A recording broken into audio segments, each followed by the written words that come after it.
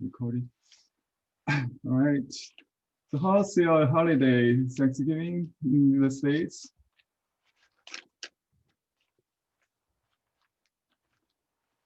Daisy, your camera is frozen. Maybe you have to restart your camera.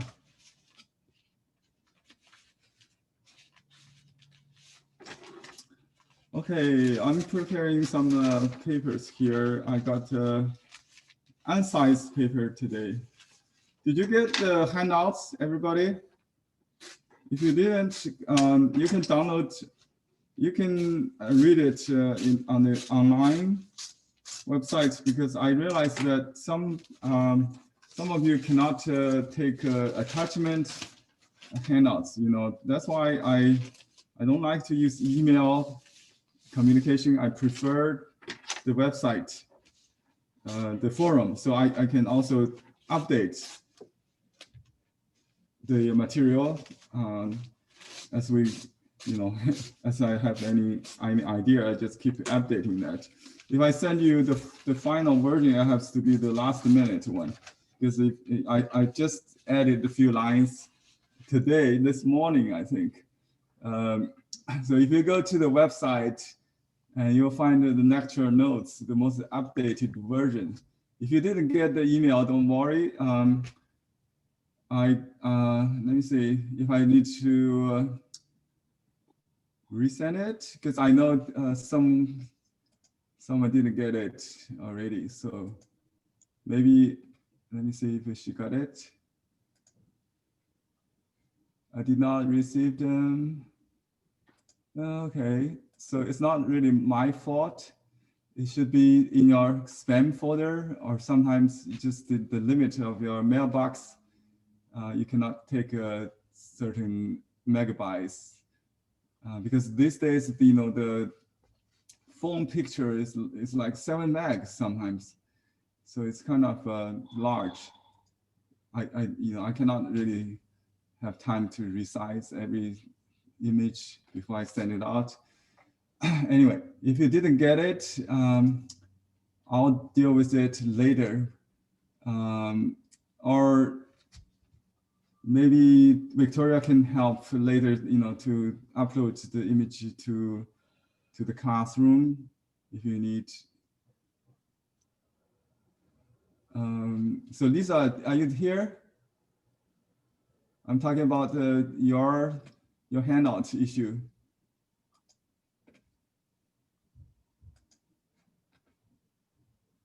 Not yet. Let's see. Yeah, it's still too early, huh? We're expecting more than 25 people, I guess. Yeah. Okay. Let me see. You can put it in the chat. Yeah, if you cannot use your speaker, you can use chat. I received the lesson and printed out, but I managed to delete it. So I would appreciate you send it again. Okay, I'll do that. So I'll resend it forward to everybody. Okay. And yeah, if you, I strongly encourage you to sign up to the annual year-round class, so you will have access to not only this, but all the previous lessons, recording and the handouts, discussions, critiques. So it's really worth the $10 per month money, you know. You already spent invested in this live class. Why don't you, you know, just join the online class at ChineseBrushPainting.ning.com. I will send, there's a link on the handout, on the bottom of the handout. So you can click on that link. If asked to join, you can join. At least for the period of this class, you can join 3 months for $45 only.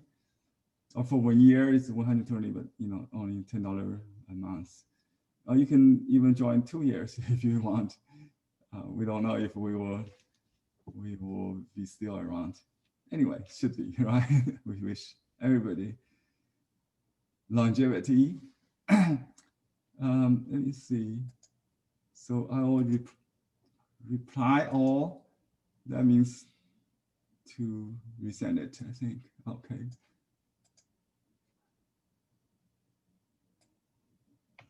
So I didn't add anything. I just replied all with a quote of the previous email I sent last night.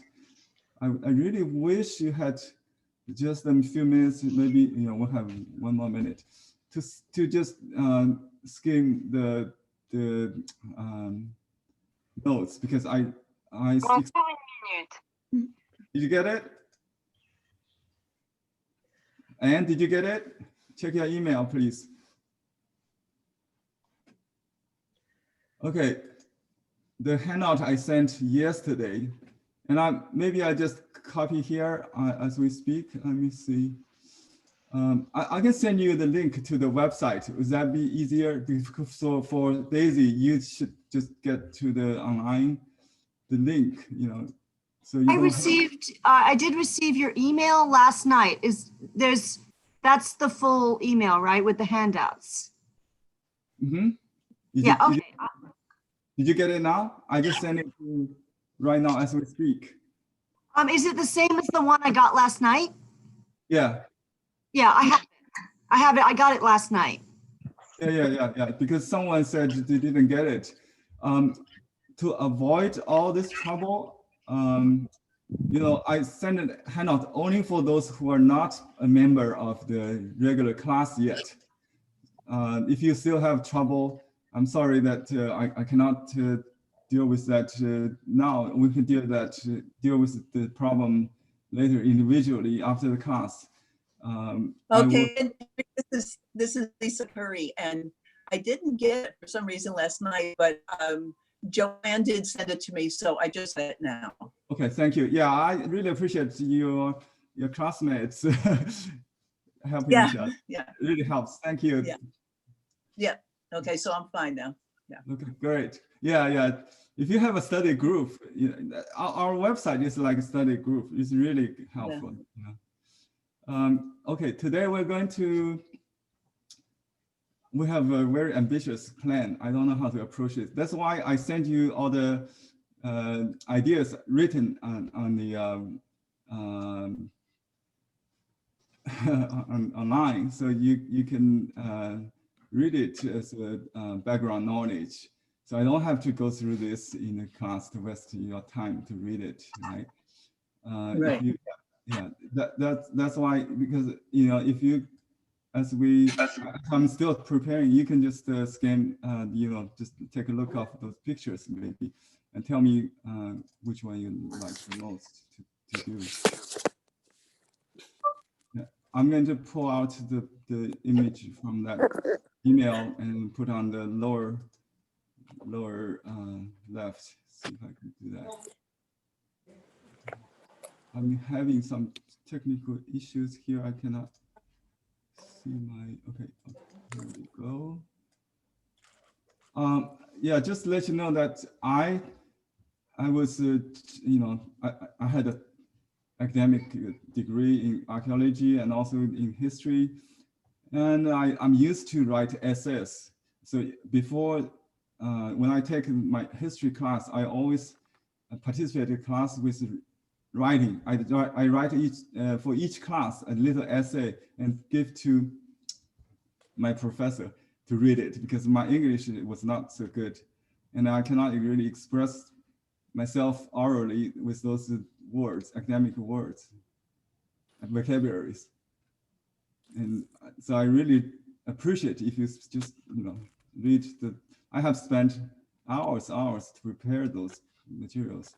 So I wish you get, it makes sense, to what we are doing, not just technique, because it's very important to read 1,000 volumes and travel 1,000 miles. Besides practice 1,000 of times, right?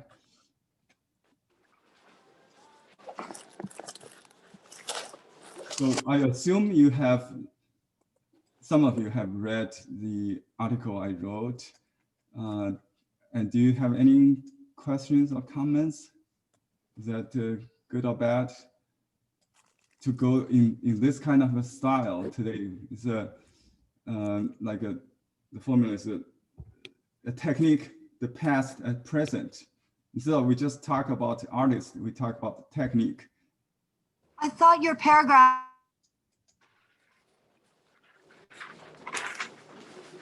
Excuse me, okay, sorry, I got a phone call. I think it must be junk.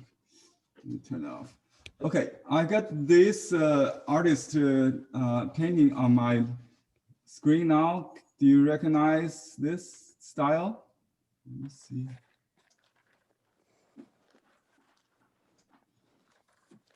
Anybody?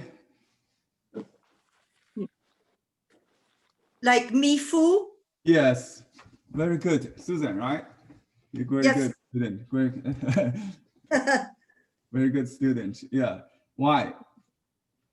Because of the dots? Yeah, The- horizontal dots. It's named, the only technique named after an artist's last name at that up to that time. Maybe we have Fu Baoshi's name called Bao Shicun. His first name,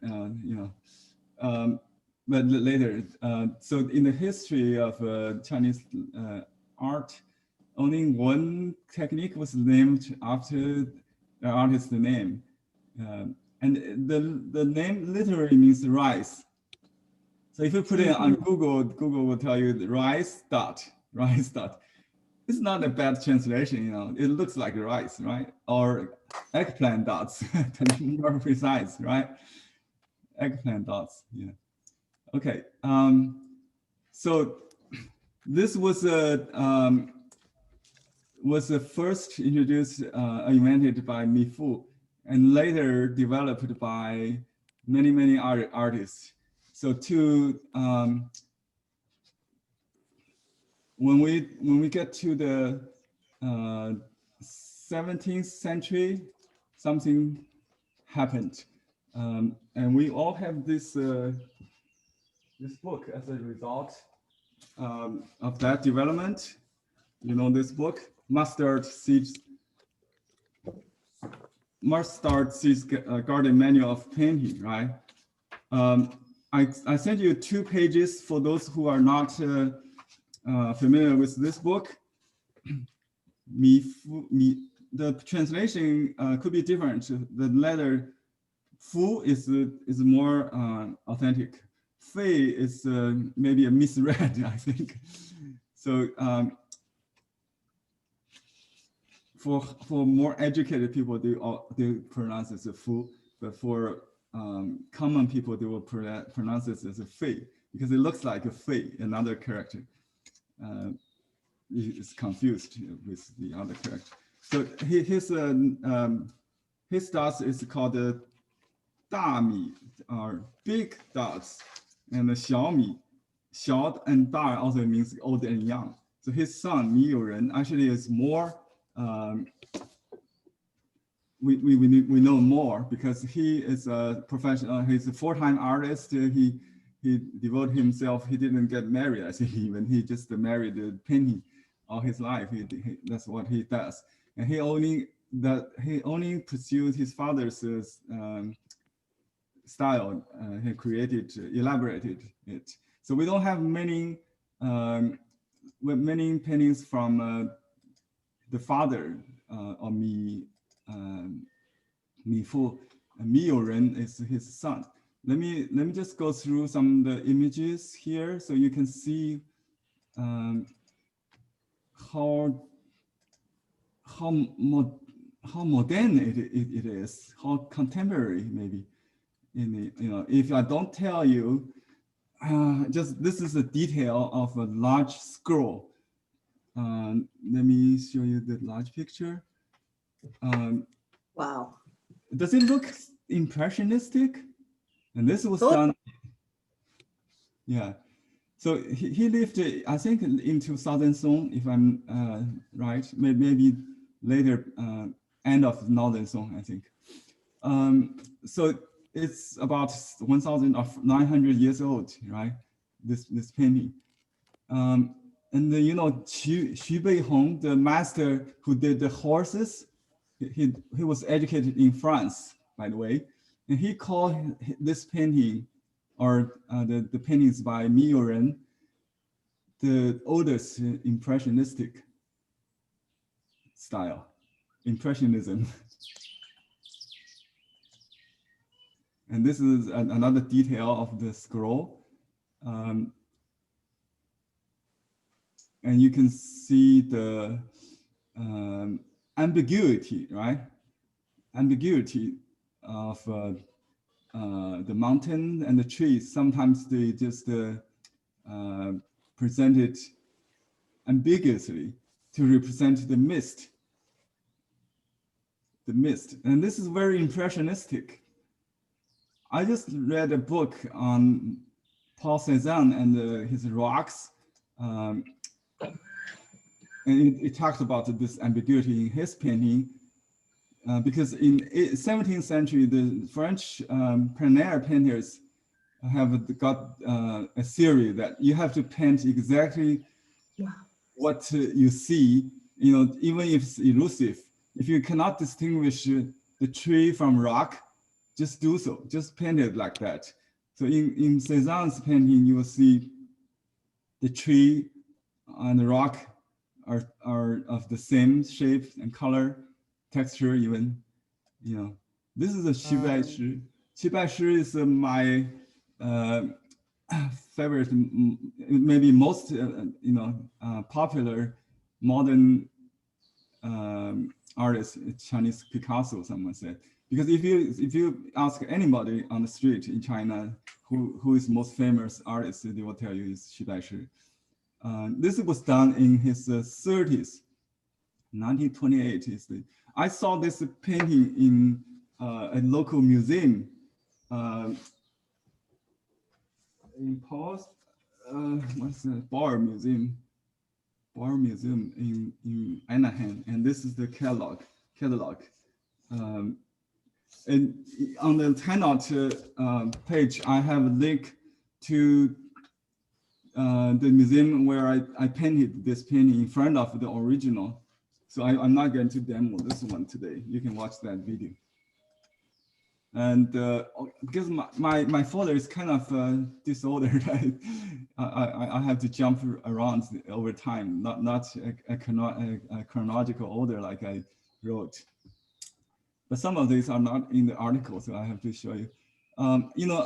By the time of this Jie Ziyuan, this book in my hand, there's an Orthodox school in the court, in the Qing dynasty, the Manchu dynasty.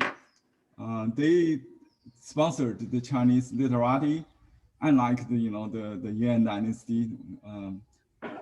They justify themselves as more Chinese culturally. The emperor write good poems, write calligraphy and studies wherever he travel, and he write comments and put his giant seals on his collections. So those are done by the Qing emperor. Okay, and this artist is named Wang Hui. He's one of the four wans in the court. And he's I think the grandson of Wang Shiming. This is his grandfather. And Wang Shiming was a pupil of Dong Qichang, a student of Dong Qichang, the mid-Ming master who starts to teach Chinese painting as parts, like how do you do a tree, how do you do a rock. This started the whole series of the northern and the southern schools. And this is typically a southern school style painting, right? And they don't really, they're not interested in going to real mountains and, to develop this kind of styles anymore. And they just copy the ancient masters. So the Chinese painting has gone through several periods of development. I had a review in the article I sent you. If you recall, it gone through the realistic presentation in the Song Dynasty, the monumental landscape, and then the corner landscape in Southern Song. And then we entered a calligraphic literati painting style in the Yuan dynasty, the four masters of Yuan, Huang Gongwang, Wu Zhen, Li Zan, and Wang Meng we also talked about, I think last time. Okay, do I need to mute? Okay, let me mute all of you. Yeah, please. Okay. By the way, this painting on the screen now is done by a good friend of Wang Hui. You know, the one we just showed a minute ago, the grandson of the oldest one, Wang Hui. They are good friends. They live in the same place, I think. But when this person called it Yun Shouping, so there are 6 artists in the early Qing dynasty, in the known as the 4-1 plus 2. The plus 2 is Wu and Yun. Wu is another Wu, not Wu Zhen, but Wu Wei, I think. Forgot.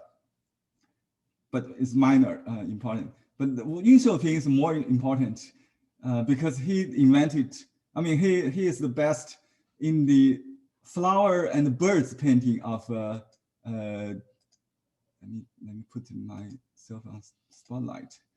So you can all see this screen, right? Yeah, he did the boneless style flowers. He painted from live flowers and developed this kind of elaborated style called boneless. Not gombi exactly, but boneless style. It's kind of gombi. But the reason he does flowers and birds because he saw the paintings by this guy, Wang Hui. And he said, I will never be good as Wang Hui. Wang Hui is an all-embarrassing copyist. And not copyist, he can recreate the ancient masters, Northern school, Southern school, you name it, whoever, you know. He does different artists. Every artist he copies the best because he got the access to all the originals in his grandfather's collection. It's passed down from Dong Qichang, you know, the Ming Dynasty master. So when Yun Shouping saw his fellow artist Wang Hui's painting, he gave up the idea of painting landscape and concentrated on flowers and birds. However, this is my favorite. He does better than the 4-1s. Do you agree? So they're all good on this style, Mifu style, right? And we call this style a ink play, traditionally in Chinese painting. It's a very spontaneous style. And this is Bada Shanren.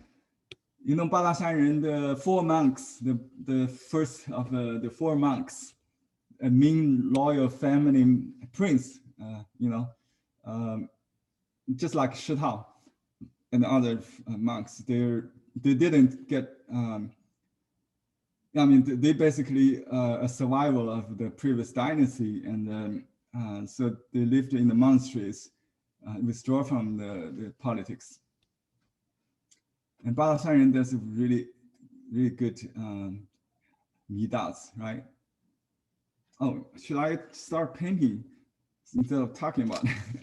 I know you probably need to. So let me just start painting while we talk. This is not a lecture. You can read it if you like later. Okay. So the paper I'm going to use is unsized paper.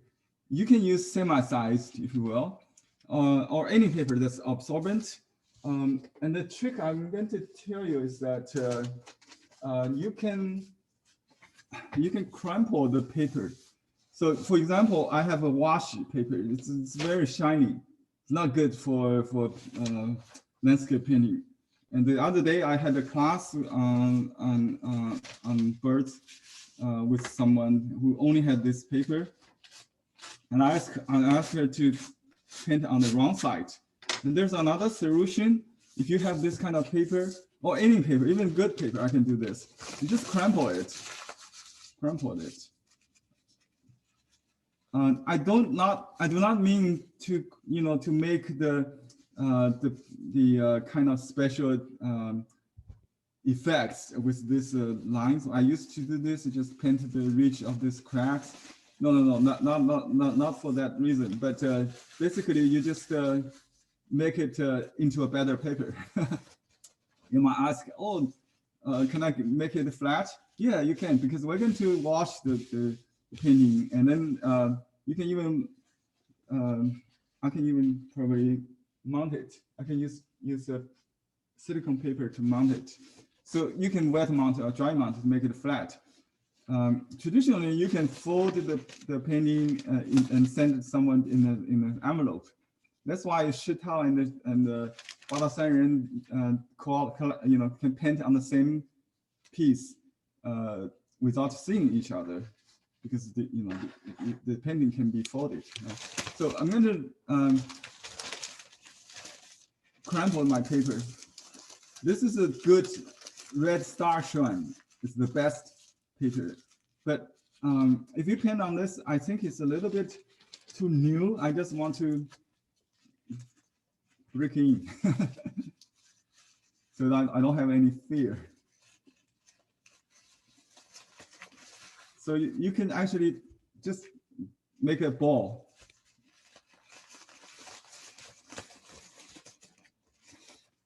We really don't need to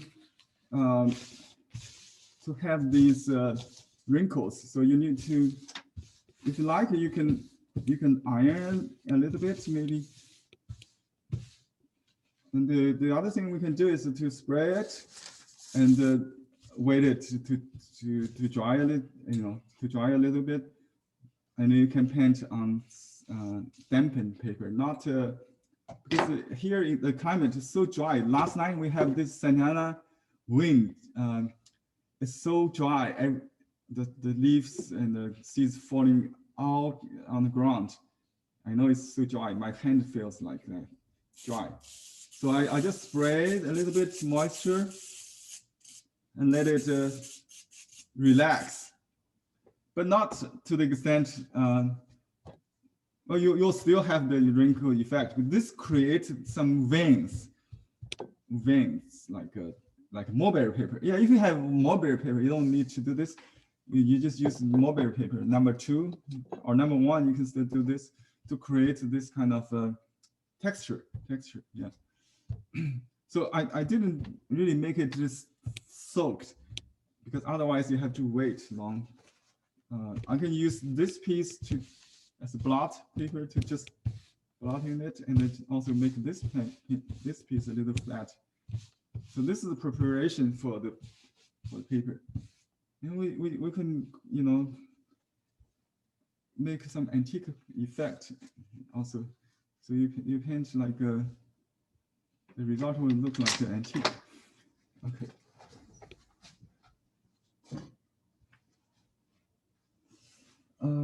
I have some left over here. I need to clean this, I think.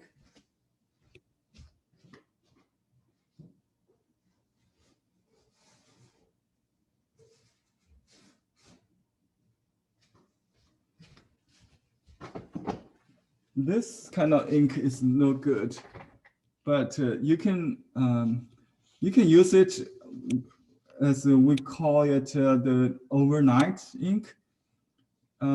With that, you need to use lots of water, and what that creates is a effect that the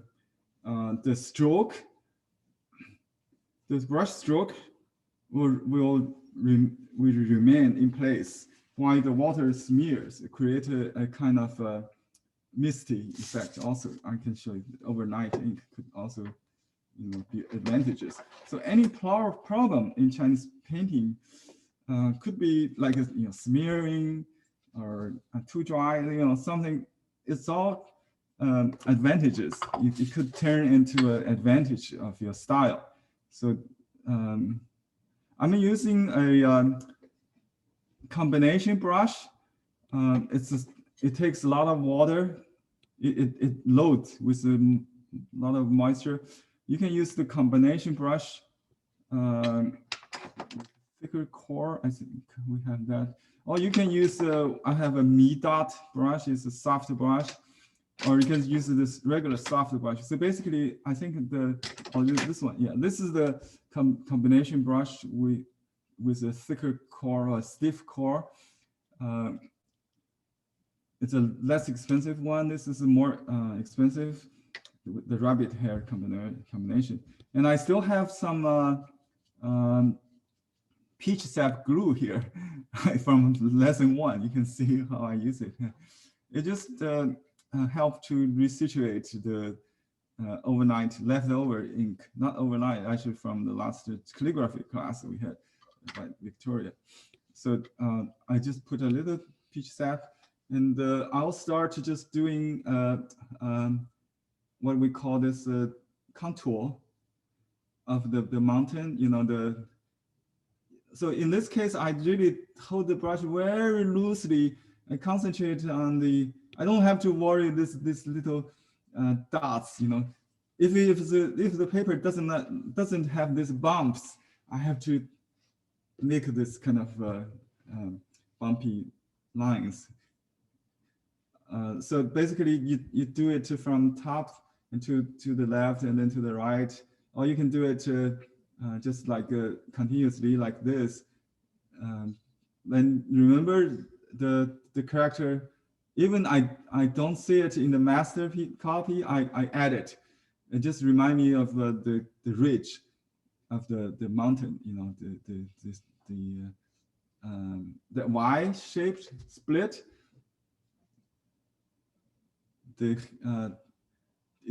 It's represented by a Chinese character in seal script, but nobody really know that. I realized when I speak Chinese, so I just call it the Y division or the Y-shaped split.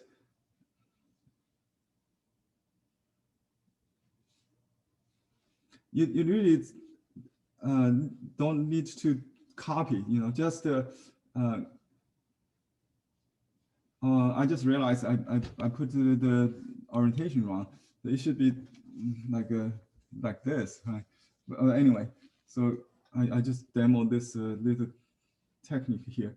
So I'm going to add this foreground with a little drier, little darker, maybe, but it's very loose. So this step for this Mi Dot thing, you don't need to have a very strong contour, otherwise it's hard to cover. But this technique is very, very forgiving, so you can cover the unsatisfied part easily with this kind of dots. So I'm going to add my first group of trees. Then we will do the willow behind. I think there's some trees on this first ground. I think it should be, so the root should be clear where it comes. And this is a hemp style, hemp stroke, right? Parallel. In this style, when you paint the cloudy, I think it's a cloud. It's not really water. It could be water. Water and the cloud about the same. So when you reach the heel foot, you can immediately see. I'm going to take my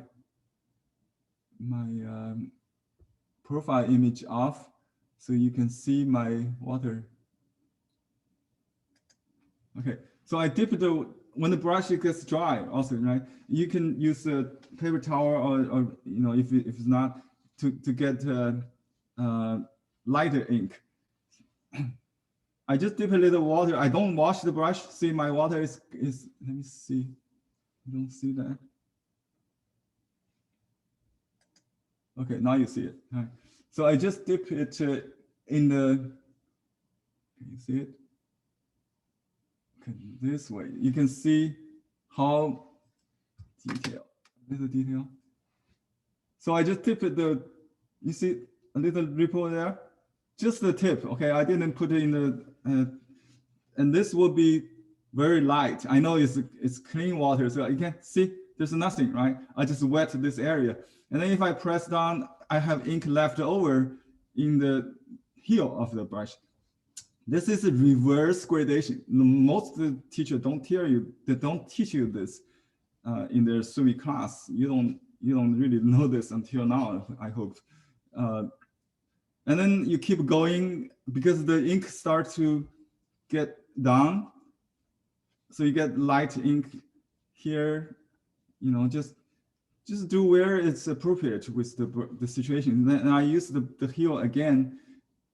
See, in the early period, they didn't use the bottom of the brush. They just use the tip. Now we use the whole side, all the parts of the brush, right? Then you can reload a little bit, and you can add dry brushes on wet, because the brush is still thirsty. And I can use the dots to modify the shape. I can make a string of dots to represent a line, but don't make them look like beads on a string, okay? Try to vary the size and the shape. It's all horizontal, but it's just like some on the left side, some on the right side of the line is okay. You don't have to put the line in the middle of all the dots. There is a metaphor in the description of the mustard seeds garden manual. It's a very lengthy description on the mi dots. If you read that, it says you should avoid the string of beans, right? Soybeans.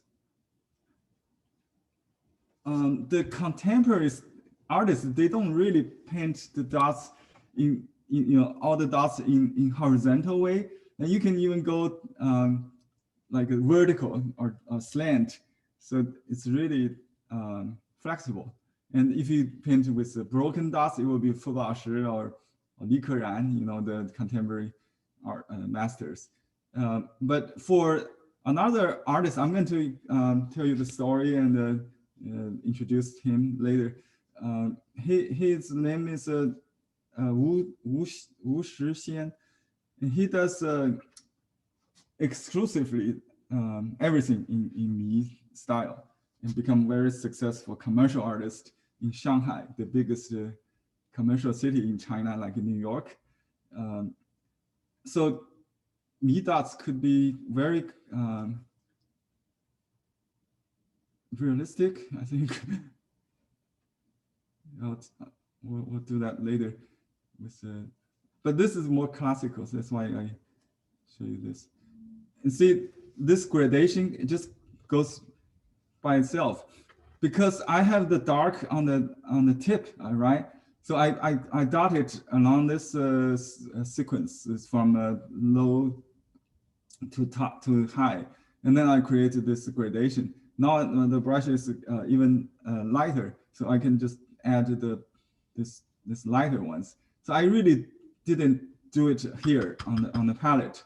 It just the brush and the if you paint in a calligraphic way instead of painting way, like you try to mix one color and do one dot, that will never happen.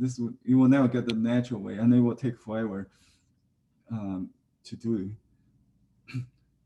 Okay, and then just so it's very important that you keep the bottom of the brush clean with water, and then the middle of the brush has some light ink, and then the tip of the brush could be dark, or sometimes could be light. But in this case, most of the dots I can see is dark. But when you can see the dots on each stroke, you can make it up. You can put some dark on the tip, but you can just do it on the when you load. Let me see if I can show you this. I can show you both my ink stone here. I just dip, I'm not dip, I just touched a little bit dark. You can see here, that's the darkest. So you don't want to use pure ink more than maybe this area. This area is the darkest. So then from here, you should dilute it, right? You just add a little water, dilute it.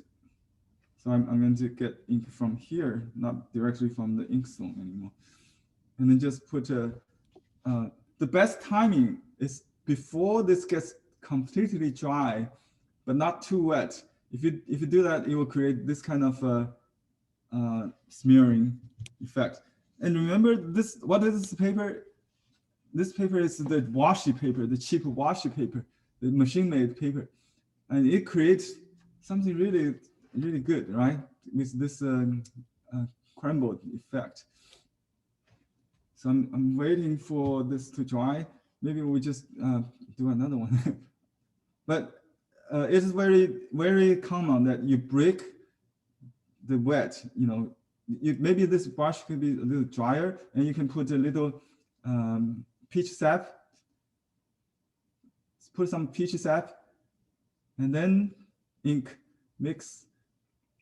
So it's a thicker ink, and you can then put on this wet without smearing that much, but you know, it will not rain like this without the peach sap. And now I have peach sap. If you don't have peach sap, just wait.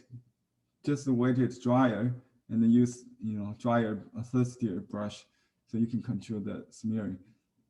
Peach sap is a glue from the peach tree trunk. We don't hurt the tree, we just collect the little jelly. You see that on the tree bark. You know, when I studied this, I literally see how my teacher, Han Shaoying, used the peach sap right off the tree trunk. But not nowadays, we have to buy it, right? We sell them on our website. It's one of the best popular products. Okay, so I have, this is completely wet area, and then I just use peach sap to control the smearing. If I do it on a dry paper, probably this will be very stiff. See, this is dry. I have to just, it doesn't smear at all. You know, I have to stop and paint very slowly, maybe just to make it smear a little bit, so it doesn't look like stiff, a hard stroke on this. And I can blot it a little bit. If it's too stiff, I blot it a little bit, and then I add a little darker to it. So when you accumulate different layers, it's very important to vary either the shade or the tone or the wetness, and just, you know, make it different. So they work as a symphony, not just single sound. It's different instrument, different tones, you know, like a different music instrument work together. Okay, now I'm ready to do this part. Maybe I will use a little dark on the tip again. But you know, to play safe, I can add the tip as a broken ink technique, not really to make that part as dark as this, because it's supposedly in the distance, right? So maybe a little darker than this would be fine. Yeah, this dark, and just dot like that. I vary this, you can overlap a little bit, and I already did some very light ones, so this is considered the second layer, right? Okay, so just go with a sequence, but not a string of lines in the middle of the contour. That should be a boo-boo according to Mustard Seed Garden Manual.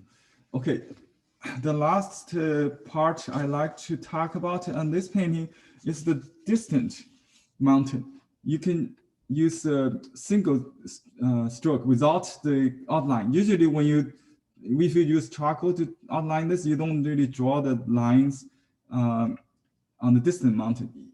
Neither you need to draw the contour with a brush. So this has to be the free part. So I just use light ink. It should be very light, even lighter than this, just something like that. So it's like a 1%, 2% maybe, maybe a little bigger, between 1 to 5, I will say, because still you have to get a gradation, right? And I can use a little pitch staff just to control the tip of that, and so I can have a harder shape. So see, there are several triangles, and I just use the whole side of the brush. Press really hard. You can hold the brush a little slant. And on shrimp paper, it will create a watermark between strokes. So the white line there, you see, if I enlarge it for you, it could be just the effect of the shrimp paper. So there are several developments in 18th, 19th century, maybe, because the papers tend to be more raw, kind of, and produced in the place where the Huangshan is. And Huangshan, the Yellow Mountain, was not open until the mid-Ming Dynasty, when the monk started to build roads and temples along the road, and the monk painters like Hongren can travel there.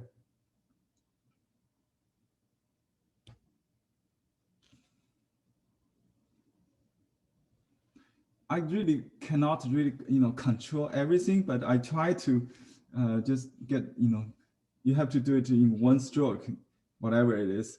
And then a lighter mountain I see here, on top is water. So I just add a little water to the top of the mountain is in clouds. And I just use my bottom to paint like that. Right? So that's the misty mountain part of this. And you can add some mountain in the clouds like that. So okay, one thing is for sure, you cannot really duplicate either my painting or the master's. I can just add a little bit wet into wet. Sometimes it just concentrate on what you see, and see the bottom of this water. I think it's a lake, maybe. There's some, it's kind of hard. It could be clouds, could be water, doesn't matter. Really, ambiguity is the impressionist principle. I just read impression book, and it says ambiguity between rock and the trees. It's the characteristic of the French plein air painters. They believe that you should keep that ambiguity instead of clarify them. So that's why it's different than the classical painting, realistic paintings, or Renaissance or scientific paintings, right? So you try to honor the illusion or the misinterpretation, whatever you call it. The ambiguity in painting is very important in this kind of midats, I think. So this line here represents the far lake or cloud sea, whatever. Horizontal lines represent the flat surface, like water, right? And so here I already seem to have something. A willow tree usually is on the bank of water, so I'll do that. And willow tree is a little another difficult parts. We have a saying that 画树难画柳. To paint trees, the most difficult is willow. To paint animals is the dog, because people are too familiar with their own dog, I think. So you don't really can please people with your dog painting. Liu, because of this difficulty, you can use the special brush. I don't have it here. It's called a whisker brush. to do it with a liner, but I just use the same brush. Just show you, and see there's still done in 4-stroke group, just like upside down branch of 4. You know, like the character Jie, mustard.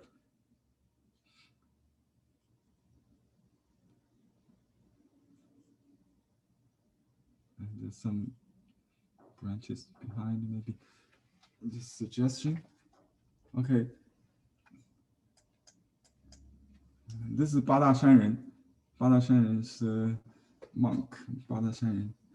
Okay, there's some houses, I think, and I have to dry it with a hair dryer, or better,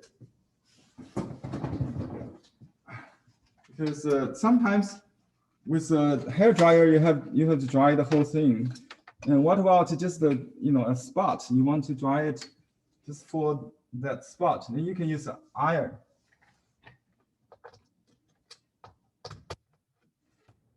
Oops, sorry.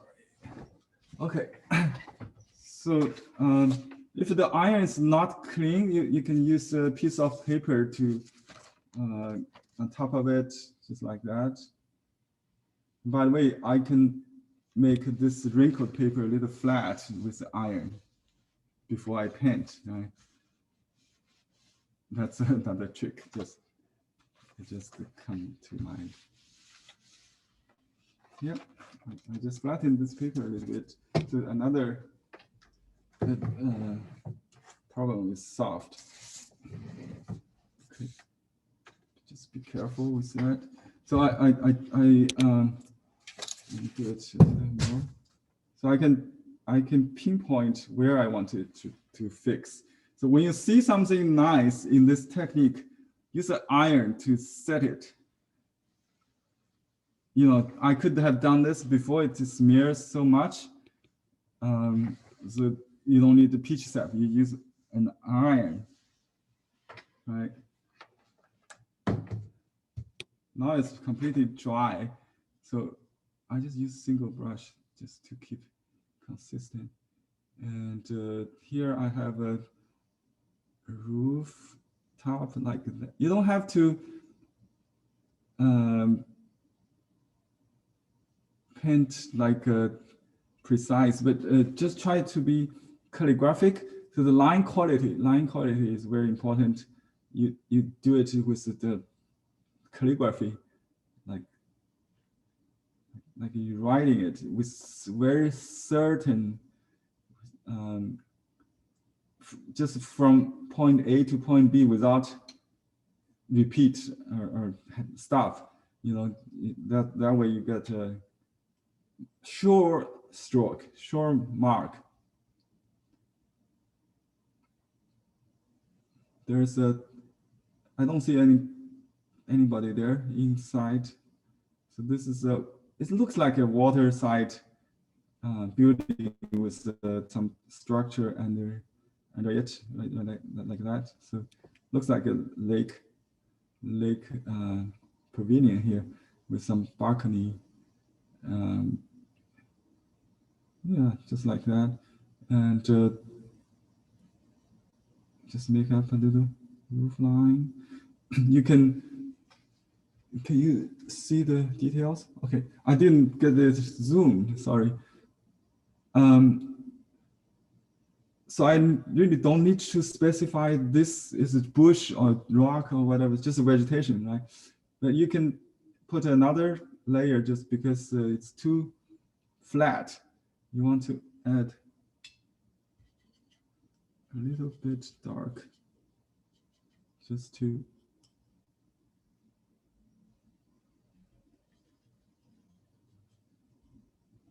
and it experience, because it looks like so dark, but really not. If you look at through the light, you can see the true value of that spot. And I just added, and the tree trunk is completely disappeared. We have to restate that. And another tree here or something like that. Just a suggestion. You can do a little bit branches maybe. Anyway, that's about it. We don't really do the sky in this painting, but you can use color if you like. And next painting, I will show you the shit house, maybe. Okay, let's just continue with my collection. I don't even have touched my main artist today yet.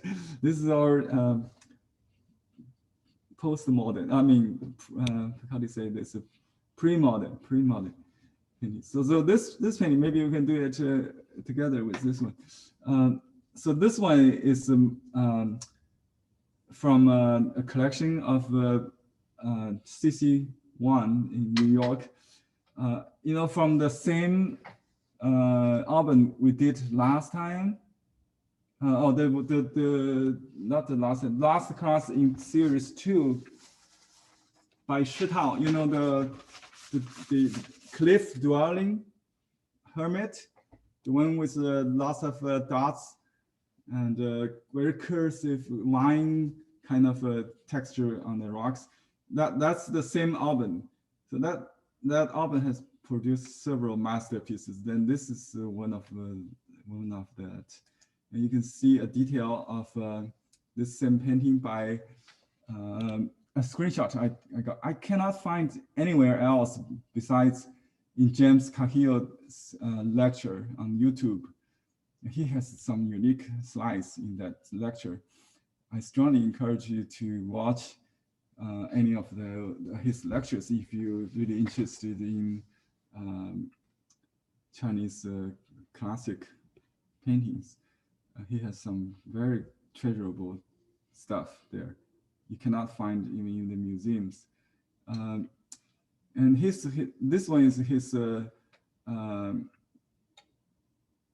according to his comments in the lecture, most modernist, pre-modern painting by a classic master. What we see here is basically dots with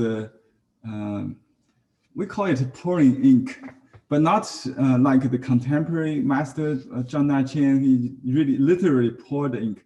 So to use the ink excessively of water, more like water, you can do this. So let's attempt this one. What's the time? Okay, we should have time. Henry, who is the artist? Shitao.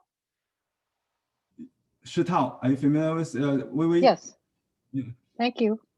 Shitao, the Stone Wave artist, Stone Wave. And we have Shixi Stone Stream last week. Together, they are known as two Shis of the same time in the turn of the mid 17th century to early 18th century. They belong to the four monks also. Shitao. Yeah, we got some really rare paintings to paint today. Okay, this painting, I think James Cahill specifically mentioned, I think he has a detail of that remote mountain. I didn't take a screenshot of that, but I think you can see it. He talked about some kind of glue was used here that could be detained on the original. I think there's detailed slides. If you go back to this lecture, you'll see there's some texture showing this. Let's do this. And he did the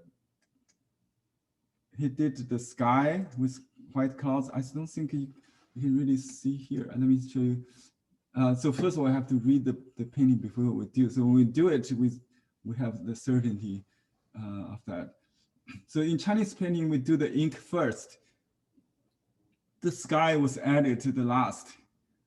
Okay, can you see the clouds here? Unpainted clouds around surrounded the two seals, name seals. And you can see on almost the whole side, right side is washed with a very pale. Probably this picture is overexposed, I believe. And you can see several layers of ink from light to dark. And we'll start from the tree and then we'll proceed to the heel, I think. All right, ready? Okay, I'll give you 10 What minutes. paper, Henry? Yeah, I use the Red Star paper because for this honorable artist, I must use best paper. Red Star shrine. Yeah, you can use single unsized shrine, the same single unsized shrine. And I just crumbled it. I think it will help to get this kind of effect. He might have used some mulberry paper. I think he doesn't have the same kind of paper we have. But from this image, I think it could be mulberry paper of some kind. You see this kind of line, but it's not so coarse though. Okay. And he got some ink there, right? I got some ink, some blue here already. So I'm going to use that. And then I think there's a little amber. I have some amber here. Okay, let me see. Amber. Where's my amber?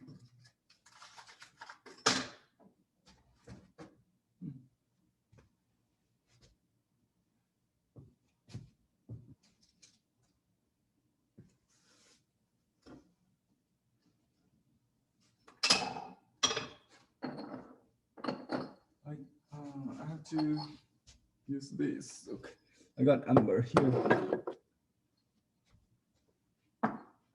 The amber chips is much softer than the tube one. You can use the tube one very diluted like this ground part. And I just use the, okay. So the composition is very simple, but we still need to have it. You can practice it with a piece of computer paper. Just draw a thumbnail and just practice the placement of the composition.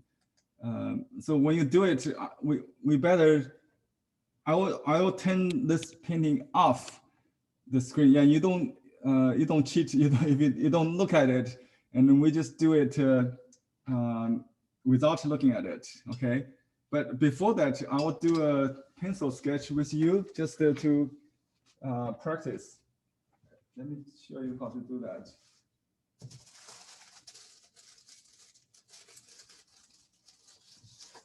Okay, I just use a pencil and a drawing paper. So that's what I got for the calligraphy class. Okay, let's just draw a thumbnail. Let me scan.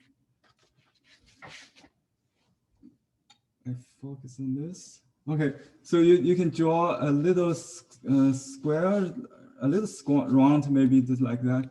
Is it taller than the height, taller than the width? I'm not sure. I really cannot tell. It looks like a square. Okay, it could be just a square, but let's just do it. And then you just do a giant monolithic rock, a peak, like that. And then the three triangles in different, you can consider this as one, but there's a little white in between. So this is one. Just do a black-white copy for placement. Okay, just for placement. I may make mistakes here, but I won't make mistakes when I really paint it, I wish. And then another mountain right there, and leave some clouds. Is at this level. This is the clouds level, about that, about half of the paper. And so this peak is higher than all these three here, and then we should leave some more sky, maybe like that. So you can adjust the placement. You can erase it, but you don't have to. And then this part is a little bit steep, and this is a little like we can make this more steep like that. And I was thinking that I will move that little blue hill here a little bit, have up to stop the falling. But I could be wrong. But I just make it a little up, then just straight down. And then I have to leave a lot of white space between the foreground trees and the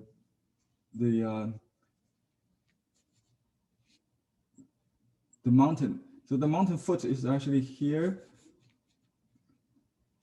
and goes out there. It could be trimmed, so your painting could have a little more room here. But this is like an entrance on the left side.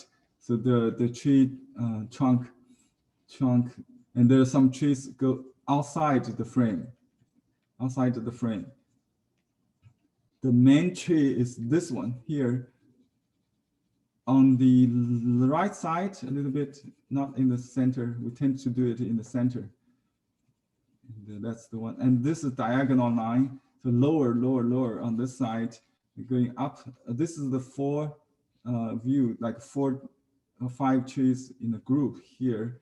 And notice the crown is a little different.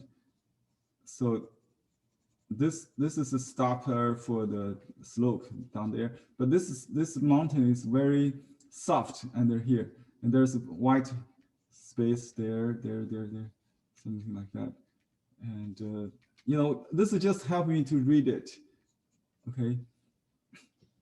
And I can use this reference instead of the original. So my interpretation could be a reference. And when I do it, I will not copy the strokes exactly when I do like to know there's a little, I can use words like warm or cool, or you can use amber or indigo just to help you remember. So you do this when you are actually in the field. The football does this, just notes, color code, and some side notes, something help you to understand. And yeah, just like that. So this is my preliminary sketch. And you can repeat this over and over again until you get the result. All right, ready? Should I turn this off or just leave it for you? I think someone may need it, huh? I'll try not to look at it. Let me see. Okay, should I do this? I'll leave it here.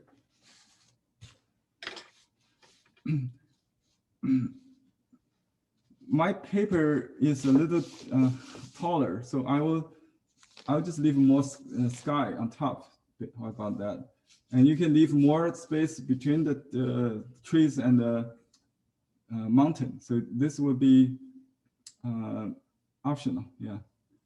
So I'm going to go, have a go, okay? The first thing I'm going to do is the tree trunk. And I see there some medium dark for the trunk.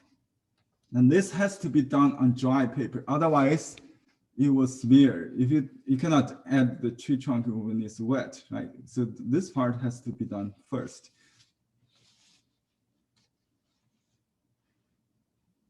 Go. You have to paint slowly, very slowly. Oh.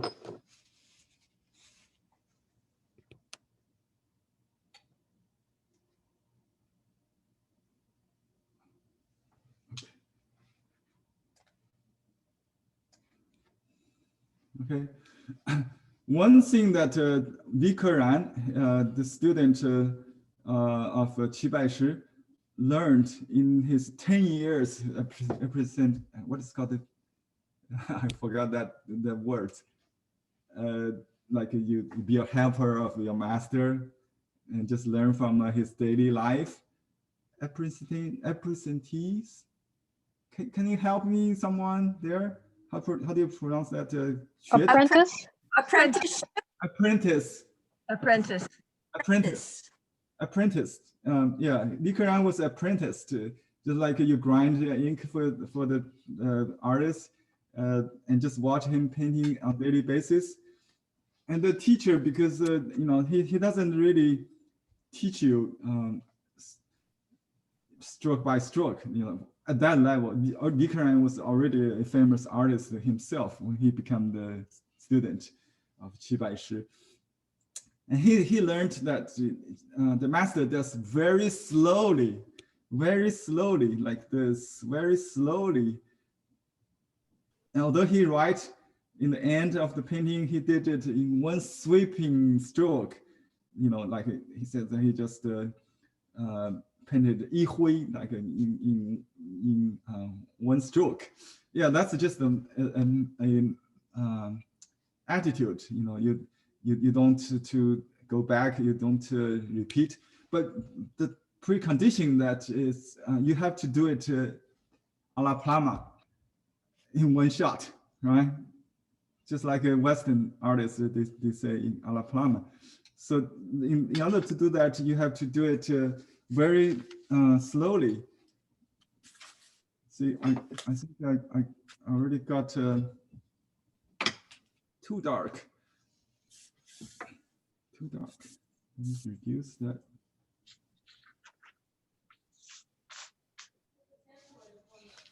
Okay.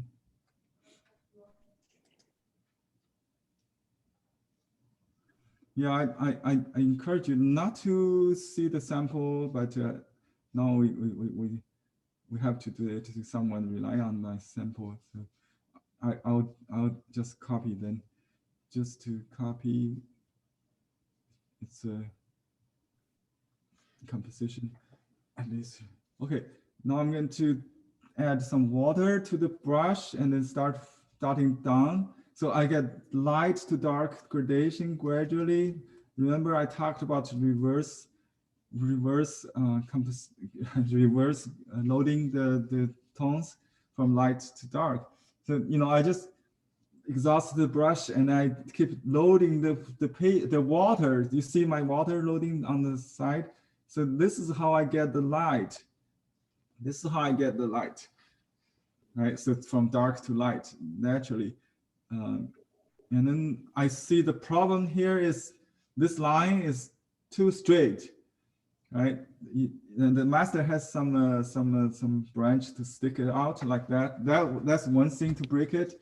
And further, I just put a little group like that and just add another big stroke. So I go back forth in terms of line and dots. They just work like that. Okay, now I add a little tree on the corner here to finish the. So like I said, there's tree outside the frame, right? You don't stop at the edge. So this is very important. This is the entrance. So it's like a jungle here. The foot of the. Okay. You don't copy exactly, but just copy the stroke. Yeah. Okay. Here we'll do some because the painting is finished maybe in 10 minutes. So everything's still wet when he started to dry. I mean to wash. Okay. So we have to keep raining. So next I'm going to just use leftover from here. Draw this top mountain. We already know the shape of it, I suppose. So you can do it you can start from the top. I think if it's convenient, maybe you can start from that corner right there, I think, and just two dots. You can actually use water, so you can change it. It doesn't matter. Just give your dots a placement, a guide for the placement. So there's no line actually on the original painting either. I see a little bit, but you can just basically use water if you're not sure, and then look for the for the next turn, you know, like here is a corner, here is another corner of the cliff, just like that. And then just water to finish the bottom part. So you start from everywhere. You don't have to start, you know, like you finish one section to the other. It just depends on the situation on your brush. So you can go from here, and then it gets lighter or drier. You could do the lower part.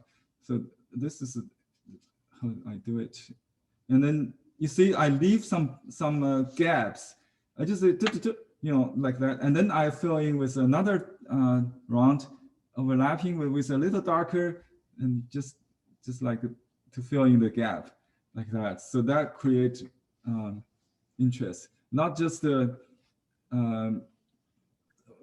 side by side, just one string of dots. That's not good. So just like a overlapping, wet into wet here, you know, just and try to use the dots to align, but not exactly finish. You see, there's some lost and found between the dots. Let's go. Okay, so they could be rocks, and it could be. I can draw a line for the slope, the dry line like that, and then just do dots along it, like that. I see some kind of variation here in the slope, so it's just kind of like go a little bit in and then out.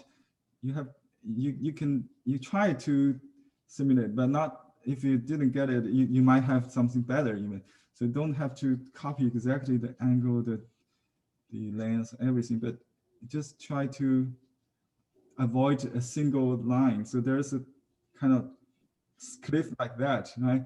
And then there's a little kind of flat here, and then go further down like that. So you try to create some kind of a rhythm, not exactly the same. So now I use dry brush. See how I do this? I just dry brush, and then I use wet to soften it, just like that. You can hear the sound. I wish.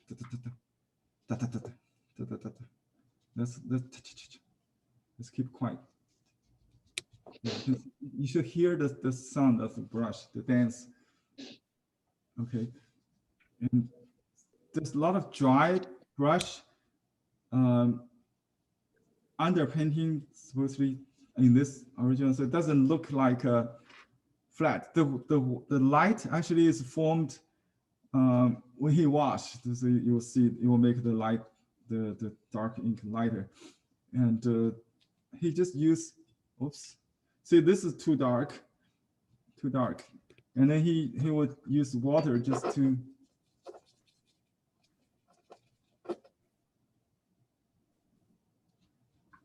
And see, I dot the color the exactly same way as I did the tree, or whatever you call it.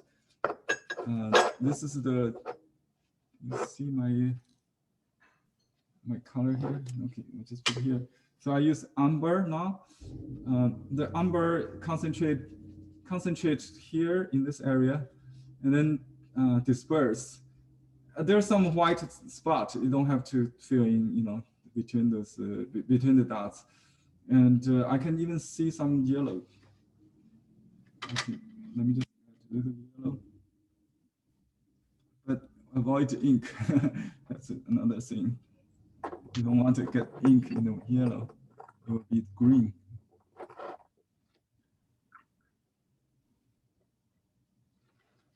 Okay. I see a lot of yellow here, but not too yellow. That's too yellow.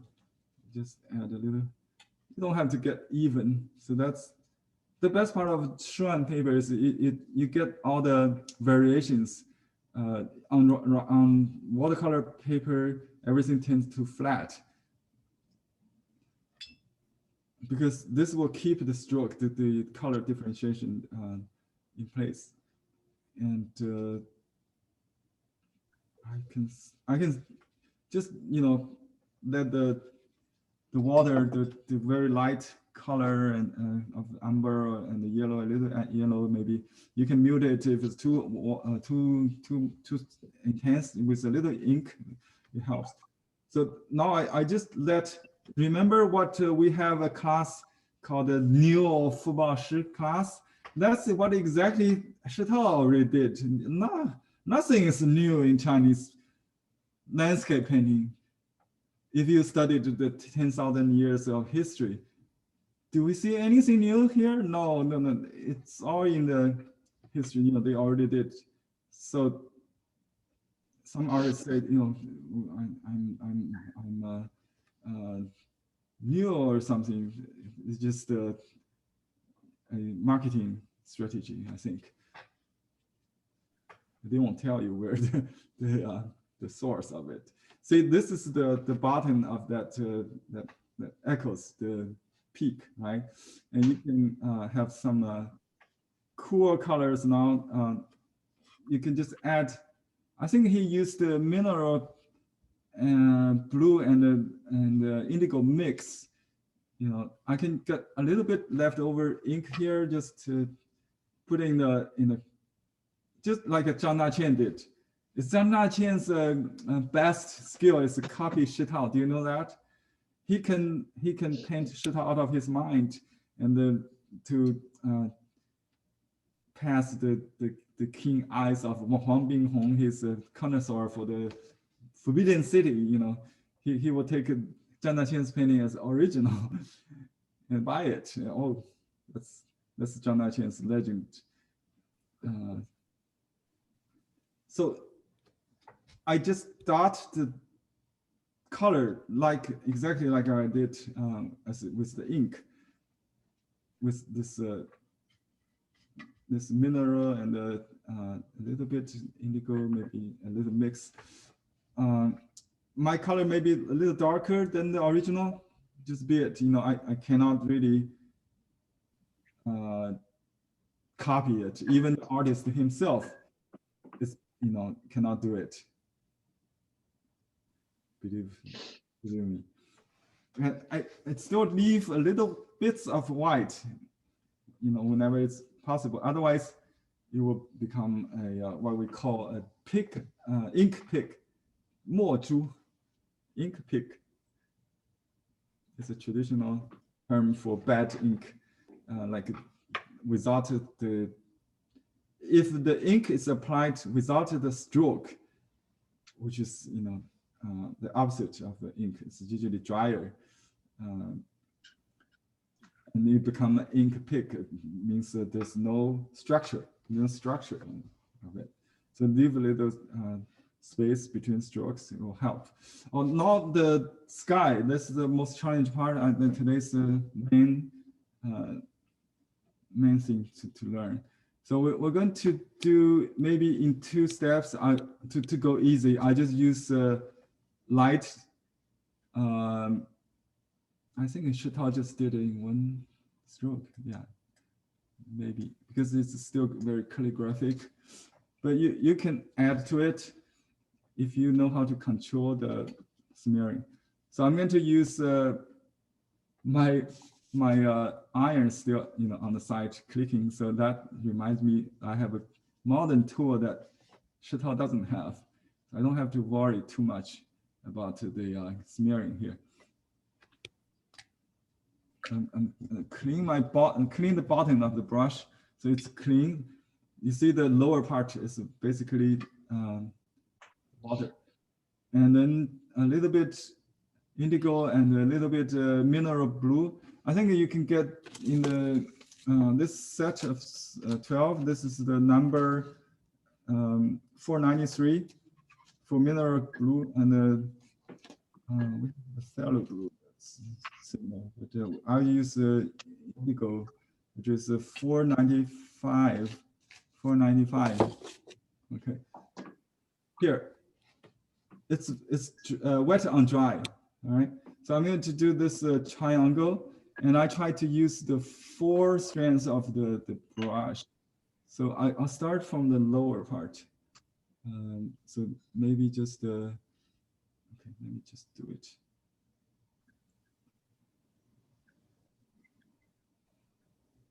So I got some darker blue to start with on top. And just do a triangle. That's about it.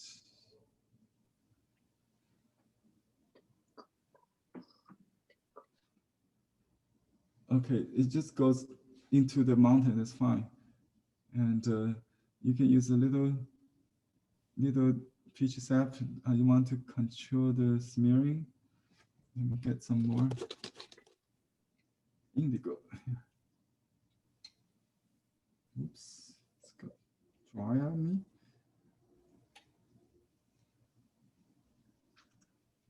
me.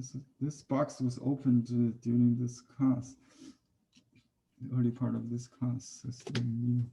Okay, now a little bit indigo, a little bit mineral, and a little ink, maybe just muted a little bit.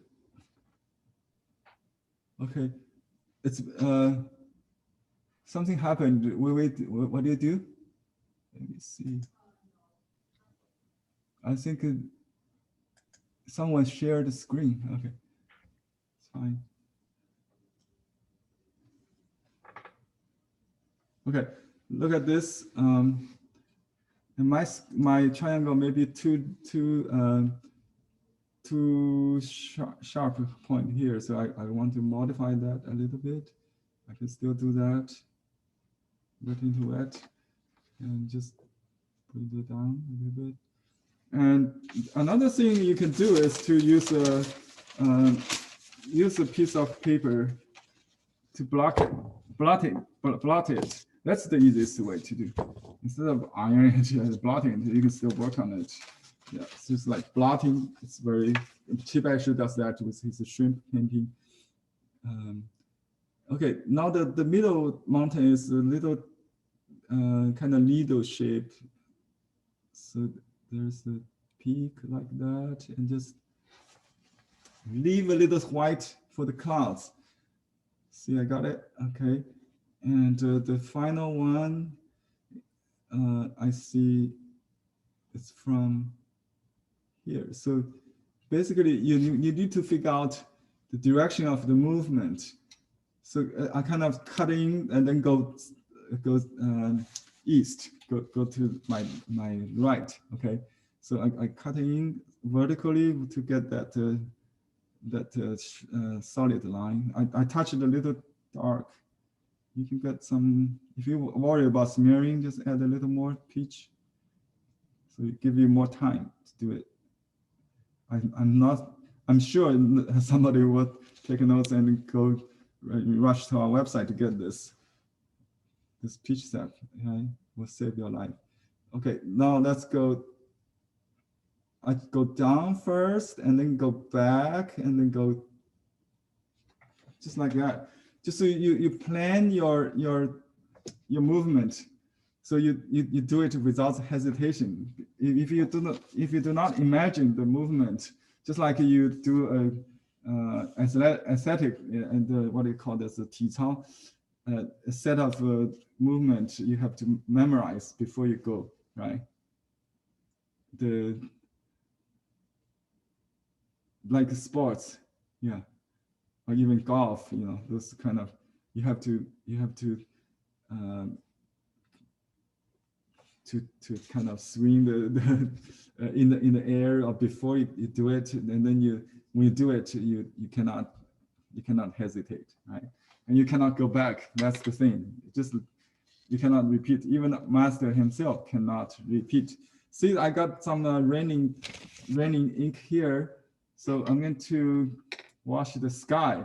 What I try to do is to prevent it from further smearing.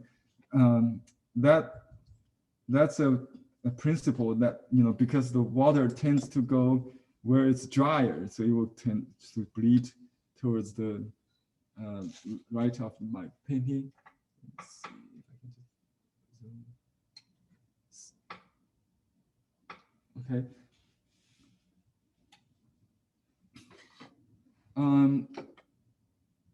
To make it easier, you can wet the paper at least partially, but you don't want to spread the dry part, so you might hide it. Just spread the tinted part. You need to protect that if you spread water. I just used my computer paper to do this. Okay. After wet the paper, you can do it without leaving hard lines. So I just used the mineral green here. It's like a cerulean, right? In watercolor, but it's opaque. Cerulean is opaque in watercolor. Okay. So what's the number? This number is the same. This I mentioned earlier. 493. 493. Thank you. Okay. See the clouds is horizontal, so it's above the line here. So I can do it very lightly, and it will dry even lighter. So because the paper is wet, and then the ink tends to be stronger on that. So I just do it from this side, and okay, let's just do this here. Because this is a little too dark. And let me just add water. Okay, just go down. And if you stop, you will create more water gaps. So you need to do it fast. And if you have a larger brush, use that. Let's say I have a super wash brush. Super wash brush, it's larger. And you can even use the flat brush, like the mounting, wet mounting brush, that kind of pipe. We have a triple stem one that's perfect for this also. Or you can use the Heki brush, Heki brush, and just use your. See, this is the kind of color I was hoping to get. Yeah. So that's my lesson. You have to test it. I think if you're not experienced with the color intensity, you better test it so you know exactly what you're getting after mounted. After mounting, now it looks like the mounting goes all the way here. Oh, that's okay. It's not too bad. I like it. It might be a good idea to have the mounting goes all the way here. It's like another mountain behind this one. So it goes like that. So my sky is only this pale part. You don't really see that in the on the computer. I don't see that much on the image here on the computer, but it's not white. You see the white is here on the corner around the seal, and here down the mountain, and then a little white here. So 3 white, 1, 2, 3, and some white between the peaks here, the distant peaks there. That's the white. So very important to leave interesting white and painted white shape. Let me just make this part a little bit. And you can go back after it dry a little bit, even touch a little bit the mountain here. Henry, we don't see your painting. I see. Sorry. Oh, I just try to show you. What I did is I retouch a little bit here because the white is too large. I made up a little bit. You can still, maybe I still need more, but it's okay probably. It's big clouds then. Just as long as there's small clouds, large clouds, it's variation, not the same shape. It's naturally happens. It looks like the mountain, the clouds is even invading this front mountain, which is interesting. Okay, and I made this part too dark. Looks like another mountain, does it? But I think it's good because this mountain looks like too lonely and it needs some support maybe. And you can even, you know, confirm that with a little, maybe a little ink structure, you know, maybe just like, but we won't do this meat dots again. You can have a little, just maybe, I don't know, for distant mountain. I just add a little ink when, you know, because if it's in the sky, there's no ink in it, right? If I just add a little ink without the yellow, this is basically become, it will, the eye will interpret, the viewer's eye would interpret it as a mountain instead of its clouds, and the clouds is further behind. So that's just my accident. Don't try to copy.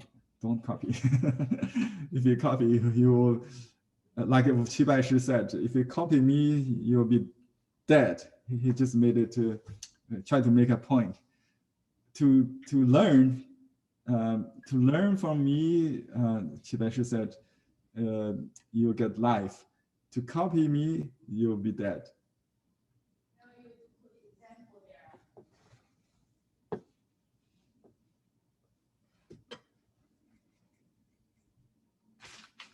You mean the Qi Baishi? Okay, now I'm going to go through the, we probably have to save the painting for next lesson. The Shanghai school master. This is Li Keran, the Qi Baishi student. Let's do, let me see if I can, maybe we have time. We have half an hour. Maybe we can do that. Let me pick an easy one, because since we already have these two exercise, we can do this one, I think. Okay, what about this one? So this painting was done by an artist named Wu Shixian. It has a word "shi" in it. When artists have "shi," they always got good, you know, marketing edge. Shixian means stone immortal.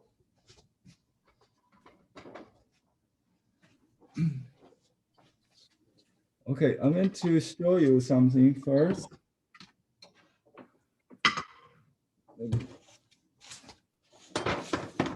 Okay, this is a poster. It's not a life size, but very close. It's a large, you know, the Chinese calendar. They have a year calendar. I think it's a year 85, 87, or 80, something like that. I saved it and I carried it around with me to the States, to wherever I go, since it's a me style, me inspired contemporary landscape. It has the lighting in it, so it has some kind of Western influence. He studied Japanese painting when he was in Japan. He began with the style of Orthodox school, like the four wands.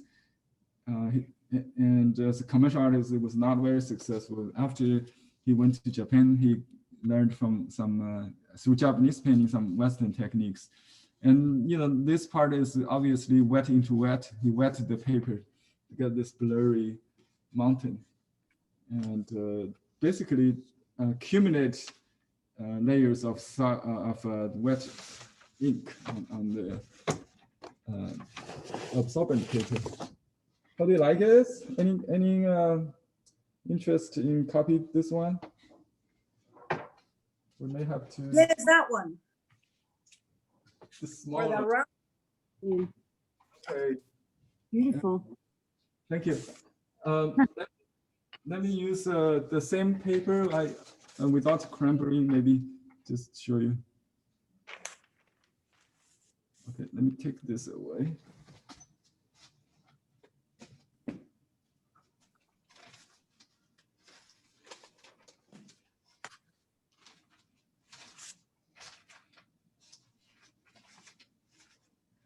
how do you like the absorbent paper? Should I use semi-absorbent or this sample is on non-absorbent silk. You see, yeah. So you got some hard. The advantage of this is you can see the stroke clearly. Okay, so I'm going to just do it this way horizontally. Let me show you. Any questions? Thank you, guys. Okay. Yeah, someone has to leave earlier. You will see the recording. Okay. Let me just use big brush so I don't have to always go back to my supply. So let me get this here. I'll do it in sweeping speed. Okay. So basically, start from dark. You all know that, right? And then you don't load anymore. Just, oh, that's a lot of ink. That's this brush is huge, but I like that. It's supposed to be that way. So look at the painting. It has a bridge on top of the tree. I don't like that, so I photoshopped it after I send you. Let me see. Oh yeah, see, this is can you see the difference? Let me show you. So this is the original. I Photoshop it. Does it look better? We use this one, okay? Modified version. So I will do this tree about just on the right side of this this paper, and do another groove like that, and just use the same brush to draw this tree lines. And Ping, I think you would you will see this trail. I think from last time you cautioned me. I always look for the entrance before I. Oh. Okay. Yeah, you told us that. Yeah. Okay. So see, when the brush is still dark, I cannot do the light light ink. But believe me, I can finish all the painting without reloading with this giant brush.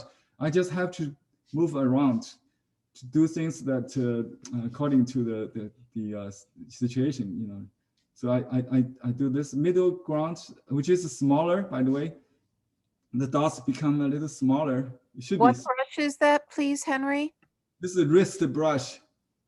It's called the wrist brush, short-handled wrist. This wrist brush without a long handle. You can carry it in a small cosmetic case. I carry it outside when I do plein air painting. But this is very important that this tree should not be so high. I did it wrong already, but I have to keep in mind all the other trees. I may use other elements to correct this. So I just make it just a little taller. So maybe just do another one here. If you fold the paper like this is below the center line. You see there's a damage on the original. That's about half. Yeah, that's about half of the. So I just make the tree a little taller maybe. And I just make sure this part is there. Okay. And so there are some dark trees on top. I have to use smaller brush. That's a pine tree. So for this kind of big leaf trees, that's about it. And I will just add a little water to do the softer dots like that. And add just use water as ink. Just like I load the water instead of ink, so I can get this light, like we just did on the other study. And then now I just use, this is medium, right? Medium ink, like that. With this brush, I have to be careful not to press all the way down. Otherwise, it would be too abstract, maybe too oversized. And here, I just use this to shape the steps you know, just make some. Let me mute the background noise for you guys. You can still unmute yourself. Okay, and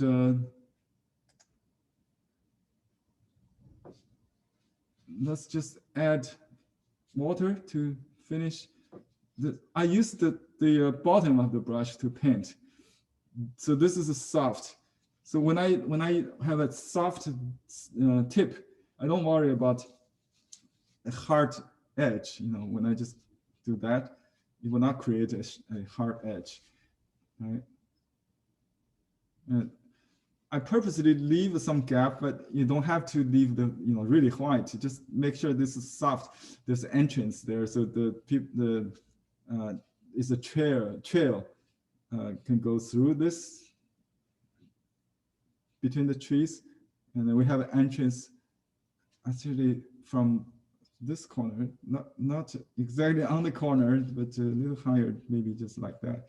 So I just make it more clear for you to see, and then you can iron it. If you see some good things you want to keep, just iron it, like what I just did. So it will not, my white trail will not disappear. So that's, I know I can still paint around it because I didn't dry this part on that. That's about. And I just use this medium gray to draw this river bank, right, like that. So it goes out through this, but because the different tonality, it's behind. It won't really confuse. Oh, actually, this is not good because it will confuse the river course. So I should have avoided that part, but so what? Let's just leave it. And then we try to do this river here on this side, and I need to make this tree a little higher. So that creates some depths. Yeah. Be very sensitive to tone, the darkness, tone or value of the ink to indicate the front and the back. So when I paint the back, I should use light ink only. But maybe you can wait if the ink is not right. You don't have to wash it. You don't have to do it right now, But because, yeah, I try to. If when I try to get the right ink, I always didn't get naturally. So I just manage the timing according to this natural way. The ink on the brush, according to the ink on the brush, because the ink on the brush it's getting lighter and lighter. So you do it from front to the rear ground. Okay. Henry, I see some color on the trees. Don't worry about the color at this point. Yeah, just do it monocolor today. You can do it later after the ink is done. You can always add that.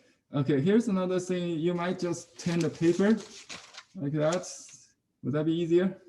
Yeah, I think just do that, just turn the paper around. Instead of doing this, you can do that. Yeah, just horizontal river, sandy bank is the idea. So you have to keep it horizontal, I think, basically, and then add water gradually as you go recede. And there's a temple behind, a high raising, and we have to do a little building thing. You have to avoid those things, so you have to do that first. Okay, so we do a little village house, a barn, kind of behind this tree. There's a little barn, country And there's a, it looks like a Western landscape. Huh? There's some fence, and it's behind this tree. This tree a little bit too low. Just vary the height of that a little bit. And you should go light and then dark. That's probably better. Okay, now we do this building here above this group of trees. I really need to enlarge that. I'm sorry, I have to boost it for time being. If you look at the other part, you have to look at the handout I give you. So this two buildings overlap each other, one in the front, one actually there's a tree, that's distant tree in front of that. So just add light trees. Now I'm using a smaller brush, so I have more control on this. It's not really detailed, but I think the value is more important than anything else. Okay. And just a little bit feature on about the building, multi-storage building, multi-flower temple building. And so we want very soft trees behind that one. So it goes to the side like that. And there's some trees. We can add the tree trunk later. So don't worry about that. Just tree tops and some very light ones, like just adding water and then it will go from light to dark, right? So that's the trick. Adding water and then go just like that. I think I turned to paint too solid and then zoom out, and my brush was too big. So I have to reduce the mountain into a smaller one. So I have to go, let me see if I can keep that peak there. So I'm just using very light ink to wash this here. And see that just connect that. And you can just use me dots. This is middle ground, right? Middle ground, so you still have me dots. The most distant level doesn't have any. So then I'll just reduce that here into a, instead of the triangle, I just make it integrate with this front. Oh, I think this is another thing I need to correct. Okay, where's the mist? Yeah, the mist should be in between this front tree and the back tree. So let's leave some white there. And there's a bridge over the trees, connect to two sides of the trees, like right there. Okay, and he does really good buildings and bridges and people, very realistic ones, almost like watercolor. I just use large brush, just wet the paper, basically, with a little ink. And then I'll just add a little, yeah, it got some leftover ink coming out there. That's good. So I got mist here. If I want more mist on mulberry paper, if I put water, and it would lighten the dry brush considerably. That's why we usually use mulberry paper. On this kind of paper, it's very unforgiving. If you have something on there, it's permanent. So I'm going to let me see, do the reduce that here into a smaller triangle here, and then we'll do lighter, even lighter, very, very light. You can have a little indigo if you like, because if it's hard to add indigo later maybe. So just go like that, just one stroke basically, and then you just you can use clean water. You can use a clean brush to soften the bottom. Okay. Sometimes we do the clean water first, right? You remember we did the Southern Dynasty paintings, and the most distant mountain you can just use pure color, and with still a little bit ink to make it muted. And there's just this much, maybe just that much. I see, like that. All right.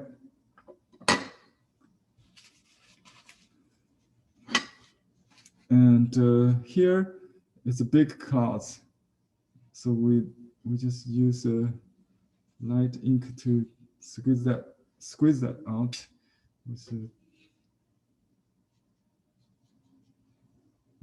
That's a big clouds, and some mist behind the white building, the light building, if you will. You can use color if you want, but this painting basically is a black white. I don't think it's a color painting, but he does wash the sky, and that's his character.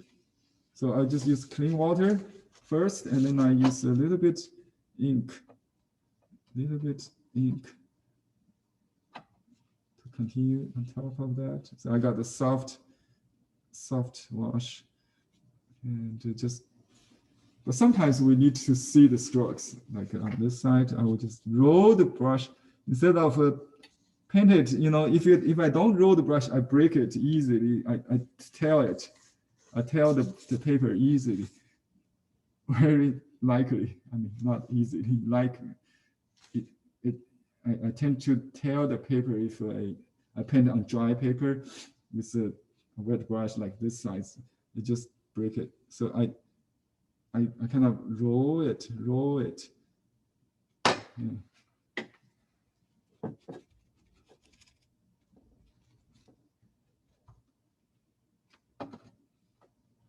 And you can add more cards if you like. Wet into wet. Let's make it more like a cloudy day or raining landscape. See, this kind of unpainted paper could have a stain mark or puddle edge. If you want to avoid that, you can just spray some water or use a clean brush to bring it to a place where it doesn't matter, you know, just like you can just combine this. So it will not form a, sometimes it depends on the water. If it's hard water, it could form a like a brown kind of color stain. Yeah, that's what we can avoid. And we need to make some buildings like a little oops, here, a house, and I think it's just like a little attachment of the, there's no roof even. Okay, just like some building behind a suggestion of a house. There should be some details after it dries. You can do a distant village. It's a good time to do the tree. I'm sorry, the tree trunk is not yet. The little reeds along the edge, and you can do it one by one, or you can use a split brush. Let me see what he did. I think on the silk, he probably has drawn it like one by one. Yeah, just do it one by one. So just use a dry brush on the dampen stroke. Here is a darker tone. Just draw this. You can draw from top down. It's easier, and just make a little pause at the water level. So it's kind of indicate the water line at the same time. Try to make it horizontal into the water. Let me show you here. You can do a little bit. I think it's probably easier to go up because now you can control the water line better, maybe. Depends on your, how you, it's either way that should fine. So another reads. And you can do this first, and then you can add the sand to make it connected. You know, that's also should work. Like you can, yeah, something like that. So you can break the dark, the vertical with horizontal, or you can do the opposite. Just the reeds. Okay, and then a lot of reeds on this. Yeah, I think it's better to do it neat with a neat strokes instead of split brush. It will look like more contemporary artist, like football style. But I think this artist Wu Shixian, he's still like an orthodox school artist. But he's just concentrate on mi fu, mi dots, and to make the very successful career.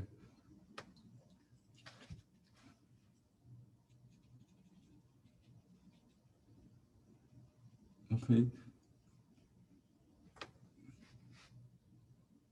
And the dots, I mean the reeds become smaller or narrower, thinner, and shorter into the distance.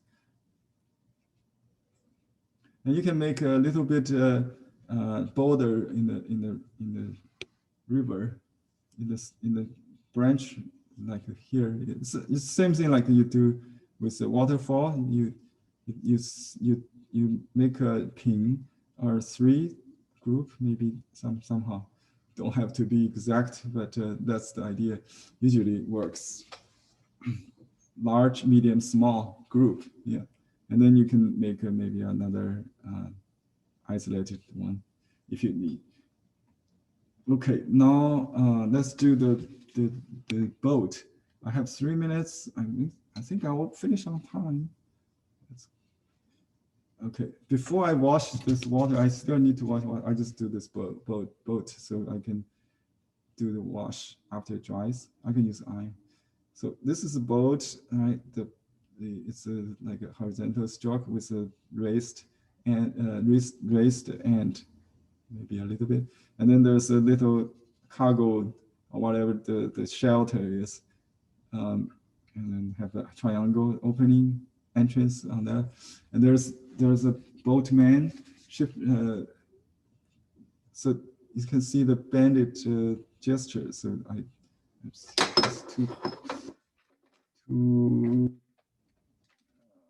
this is calligraphy brush, sharp tip.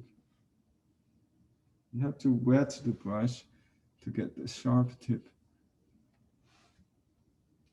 Let me zoom in.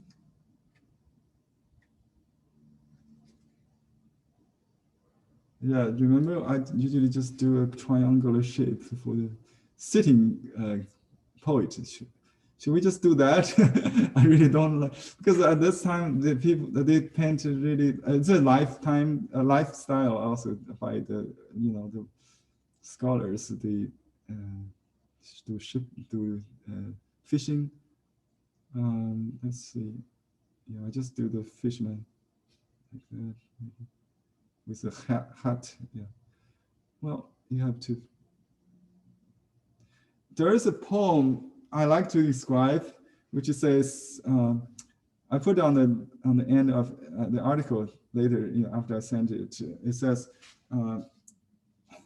read the books with blurry eyes or old eyes. I see it's full of fog. Why don't I just paint raining landscapes? yeah, that's how this kind of landscape is.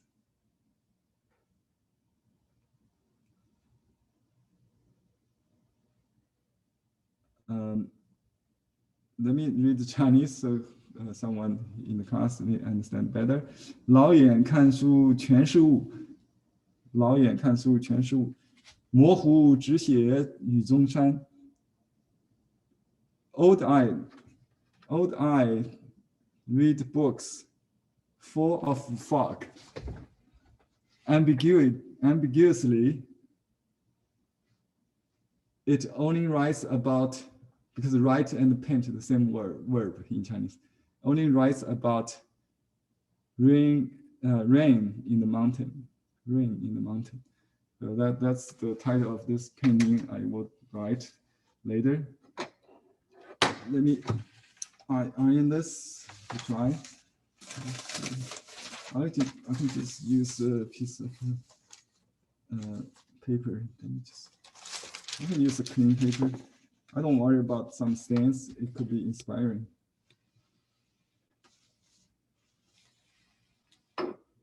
So I'm going to iron this to dry so I can finish it. If you have time, if you have to go, please go ahead. I'd like to thank you for your patience, and I will look forward to see your practice in the online class forum, ChineseBrushPainting.com. Yeah, you can send email if you cannot do that. I'll upload to the class to share with other classmates for you. The reason I don't use email for critique is like it's difficult to send attachment and also to keep track. So I want to, I just see some email sent from Lisa today about the inscription on Kuntan's painting. I just saw it this morning, sorry, because the email just buried. When I search for something else, it just pop up. So if you put it in the forum, I'm pretty sure you will get a response in time. So just use the forum. Okay. Basically, I'm going to wash all the parts of this painting except the white clouds and some building, some highlight, and make some water. So that will create the Western style kind of impression of a light, So that's the advantage of this artist. I think he used some inspiration from Japanese painting, which is the earlier, as a result of earlier contact with the Meiji restoration with West. So we learned a lot from Japanese painters as well. The Western paintings at the same time, like Van Gogh and other impressionistic, also got inspiration from Japanese woodblock prints. Woodblock prints is widely available since 18th century. Like the publication of Jie Ziyuan, the Mustard Seeds Garden Manual, which made the painting masters models more approachable, more accessible for beginners, and they have really helped with many later masters like Qi Baishi. He started with the Mustard Seed Garden Menu, and just put a little dark accent. That's it, I think. I don't think, let me see, I need more color, but let me, since I already have the blue, I got to have some warm. So let's just do this a little bit. Just light, very light, very, very, very light for the roof here. And I don't think the bridge is in brown, but it's good. And you can put a little bit brown on the trunk, just a suggestion, and then some blue maybe on the trees as well. Just like a Shitao that did, you know, this artist lived in the turn of 19th to 20th century. I think he died in the year of 1916, if my memory serves me. So he basically is an artist in the late Qing dynasty, lived to 5 years after the Republic, right? The early Shanghai school. Shanghai is the earliest open port like Canton. Both cities have developed a Western influence style known as the Shanghai school. And the Shanghai school is more traditional, I think, than the Canton, the Lingnan school.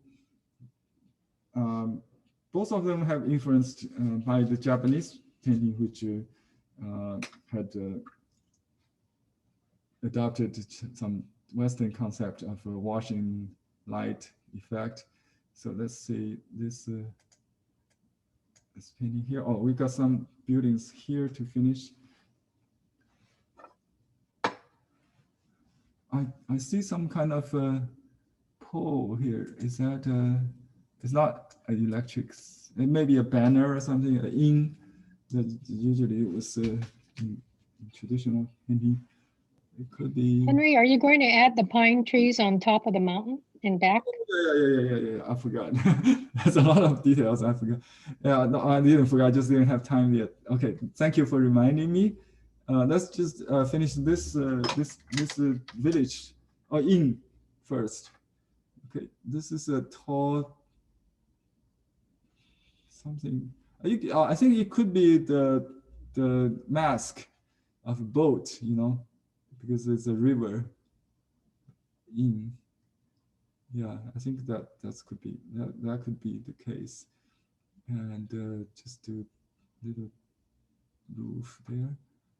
Okay, and then I'll do some more trees around. Usually the trees around the building is just like we did in Zen, painting the mountain village. Yeah. Okay, some trees on this side. It's on the other side of the bank, river bank. Anyway, I'm going to do the pines now. It's quite dark, right? But not too dark to compared to the front. So I add a little indigo maybe. Yeah, there's an indigo there. I can see. Can you see it? Indigo. Let me show you.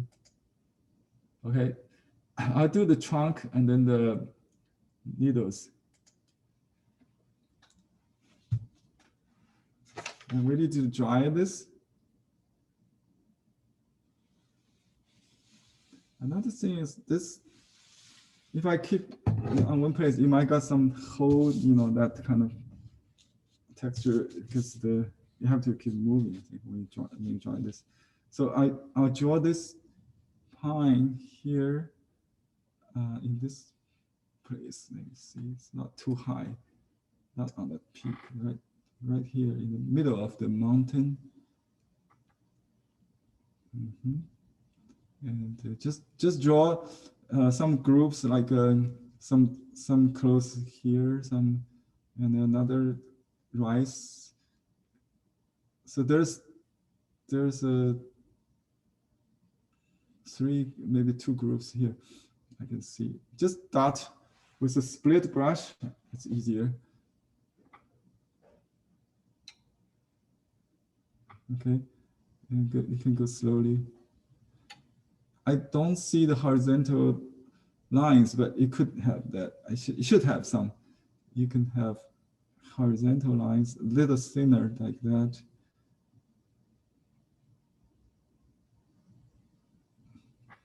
And then you do this. You can leave a little space between the horizontal line and the middle dots, not under it. If you have the horizontal line, this should be above the horizontal like arms of the tree, not in the middle or under it. It's a rule, but you can break that certainly. But most part, maybe you can have some on the underside of the horizontal, but usually it's on the upper side. And you can have a little space between the horizontal and the needles, pine needles, right? So that's how we do that. Sometimes you got a blow, but just let it be. You don't have to worry. If you want, you can use some mineral blue to add it to add some light to it. That's something to rescue. You can add some light back in, but don't worry too much about the blow, because in shithouse painting you always see those as one of the methods summarized by art critics of historians. Shithouse ink usage is mistake inks, mistake blobs. So that's part of his trademark. He just have some blobs to be shithouse. So don't worry about this. It's supposed to be raining landscape, so it could have some something like that. And if it's too dry, you have to create that kind of. You wish it will smear sometimes. Just let it. See, I try to make the smear effect here with this wet into wet a little bit on this corner, just to show you what I just did. Let me see. All right, because we already used the brown on this roof, I have to use brown on all roofs. So it's called color according to kinds. So same kind of object, you use the same color.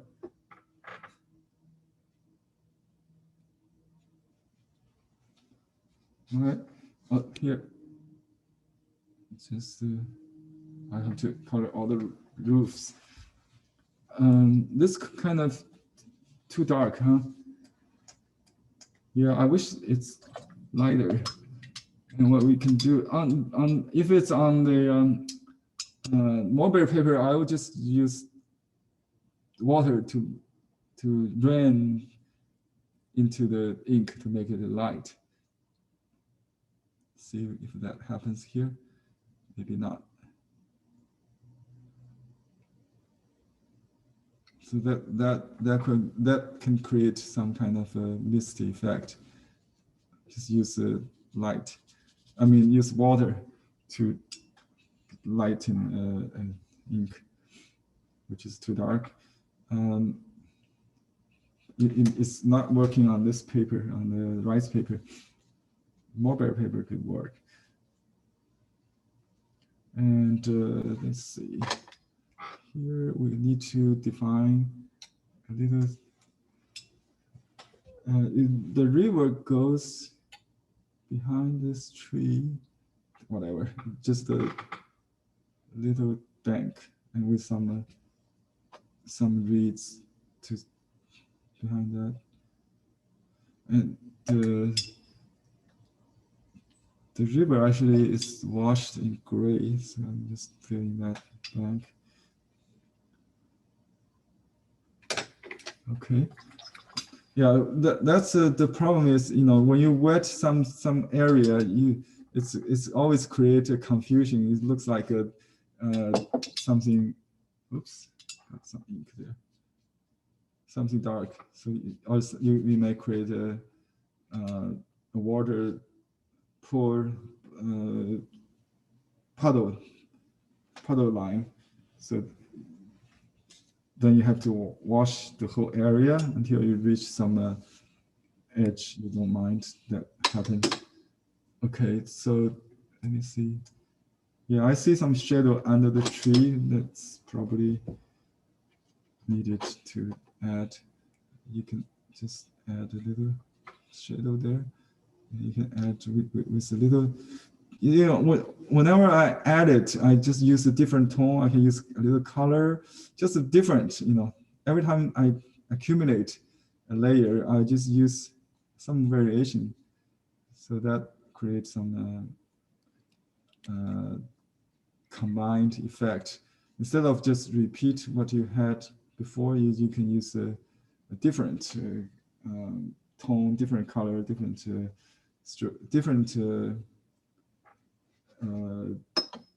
dryness, how to say. You can use dry on wet, or wet and dry.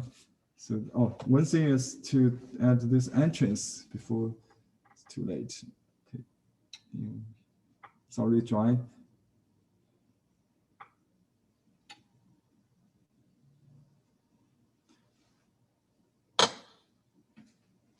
It might be too dark. I think on the original it's kind of blurry. Just alter it.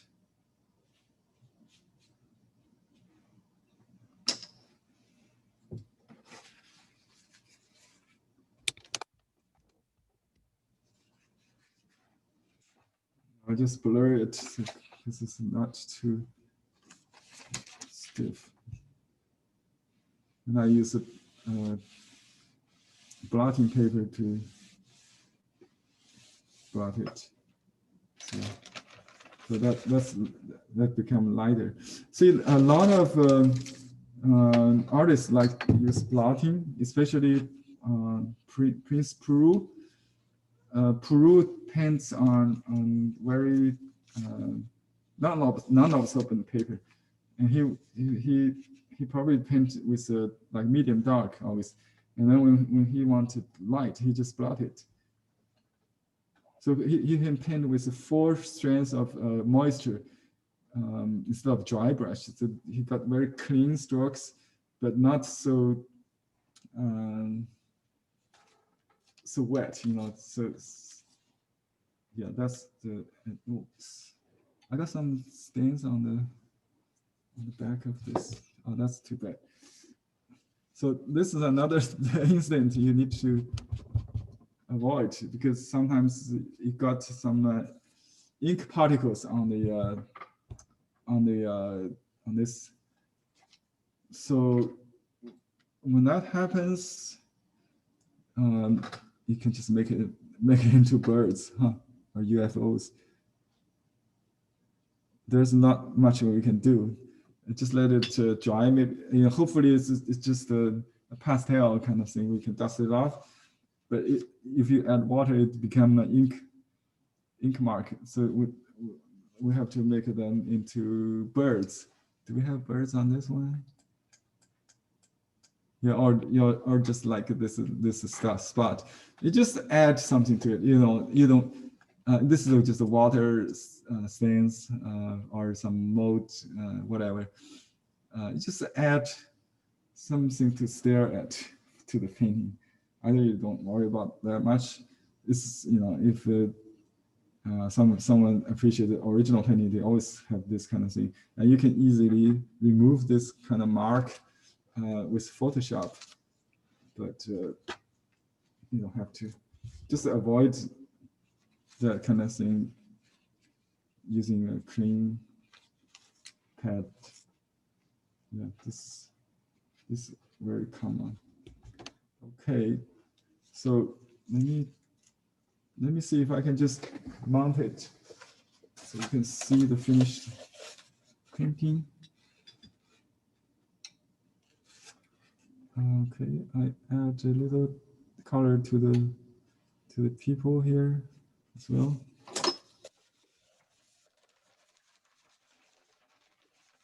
Yeah, I have a piece of silicone paper here. Cut it.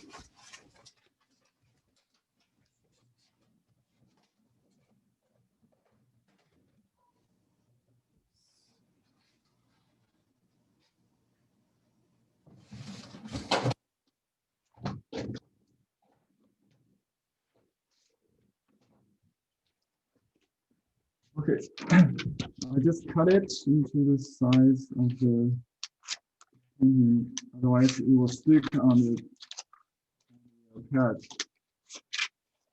I might still do that here, please. Okay. So roughly about the same size of this painting, could be smaller or exact size, preferably. But if I do this on this side, it should be okay. If I iron on the back, it will be disastrous. It will stick on the felt. So because the paper is already wet, you probably don't have to be this wet. But if it's damp, that's okay. You don't need to spray water. You just iron it. So let me just put a piece of paper on top of it, and you can use a non-absorbent paper, like the release paper that comes with the silicone is the best. But I don't have it in hand. I just use whatever I got to prevent it from staining. It's fine. Because this paper is, this painting is not so big. So we don't have to spray water. I just iron it like that.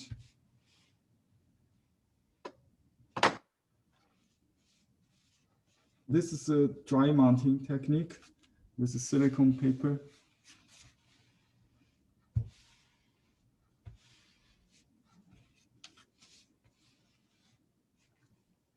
And Henry, what temperature do you have on your iron?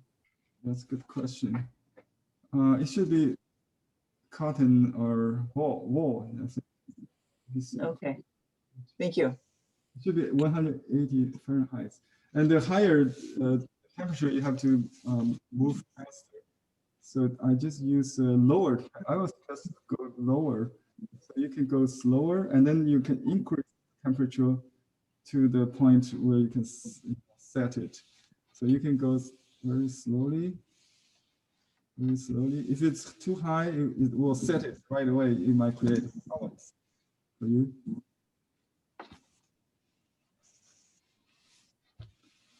I try to stay within my dusting paper, because if I go beyond, it will stick on my iron, because I got some extra edge there. So I be very careful, very carefully. And if I have a larger paper,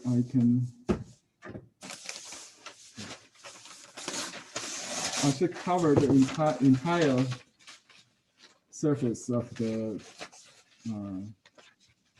silicone. So I can do this now, and it will stick on the top paper.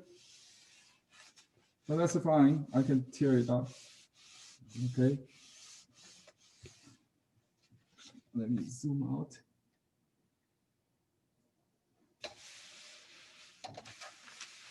I just use this felt, 2 layers of felt.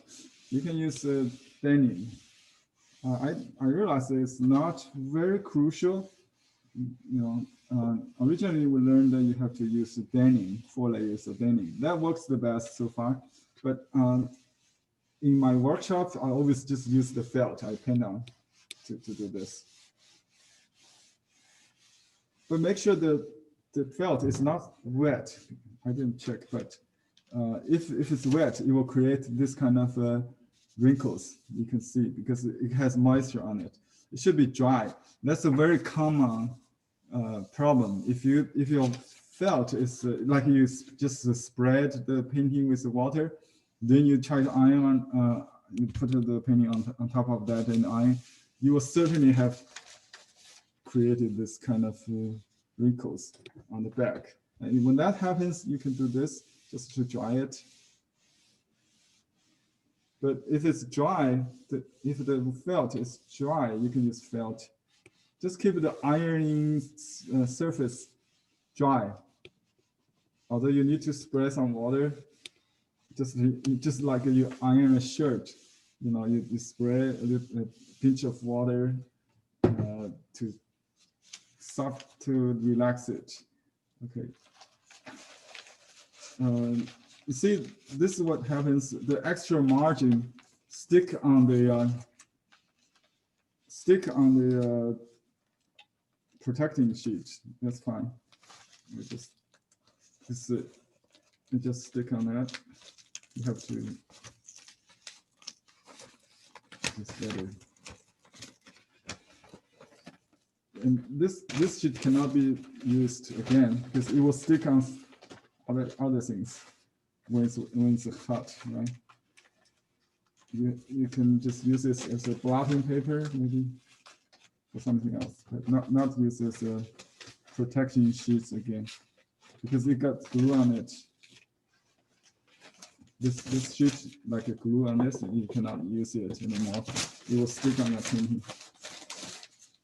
I just use it as a blotting paper, maybe. Okay, now we have the mounted painting to show you, unveil. Oh, okay, this piece also stick on the extra margin here. Clear it off, but it's outside of the painting, so just clear it off. You can use a knife if you want. Okay, I got some better tool than hand. Just use this knife maybe to cut it off.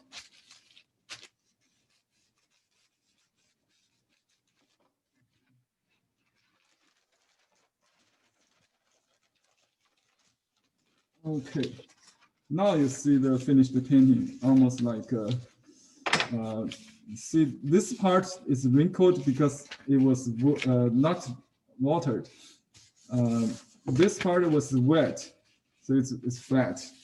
What you do is you spray a little water on the wrinkled part to rescue it. And just cover it with so I spray a little water and then I go back to iron it again. It will take care of the wrinkle, okay? Because the water, I didn't spray water at all on this part. It was dry. And the other half was wet, so it's fine. This is a lesson for the dry mounting, by the way. And I have to show you this because until you mount it, you really cannot see the true value of the ink or the color, the tones of the color of the ink. So you need to learn at least, one time to have some experience. So you don't paint too dark. You know how light it will show. The light ink will show how dark the light ink will be shown, will be enhanced by mounting. So until you mount, the painting is not finished. You cannot exhibit a frame without that. It's a different than watercolor painting. You stretch it first. You don't have to worry about this, but this is the finished piece. How do you like it? It's lovely. And can you sign it after you've Yeah, I mean, yeah, that's the best part of this. After this mounting, you can sign and seal it without worry about smearing, right? If you sign it with pure ink, you have to make sure it's dry before you spray it. Is that still on the release paper? No, yeah, it's on the release paper. You want to see how do I release it? I don't release it until I'm ready to transfer it to a permanent support. So it looks better this way. I usually just send it to the collector, let them do the peeling off thing. You can leave it on even behind the frame. Nobody will notice that. It's not supposed to be the backing paper. We do have the backing paper as permanent support. It's a 100% cotton. It's acid-free. I don't know if this acid-free, it must be acid, but we haven't had any problem for 10 years. We have a piece of large painting done by Victoria in our living room with the backing, with the release paper still behind. I don't see any color change on that. So the good news is if you don't release it, it's okay. So I'm going to write the poem. I just called it Lao. This is actually original poet is the artist Shen Shitian. He is the four masters of Ming Dynasty.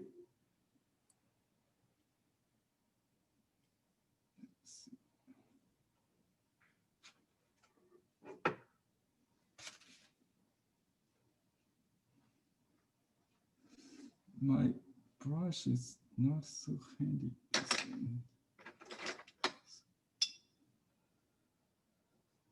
For calligraphy, we better use a new brush. For painting, old brush. Some brush you need to you want to throw away. The calligrapher want to throw away. It's good.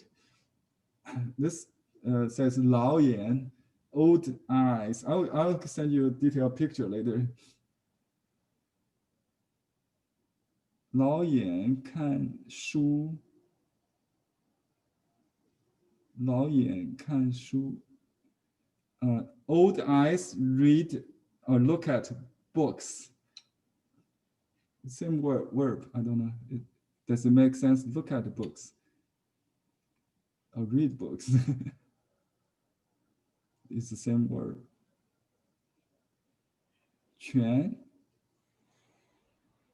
all is fog.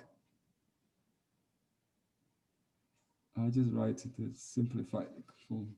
Fog is very hard to write in traditional form. Okay, the next sentence is 模糊. Okay,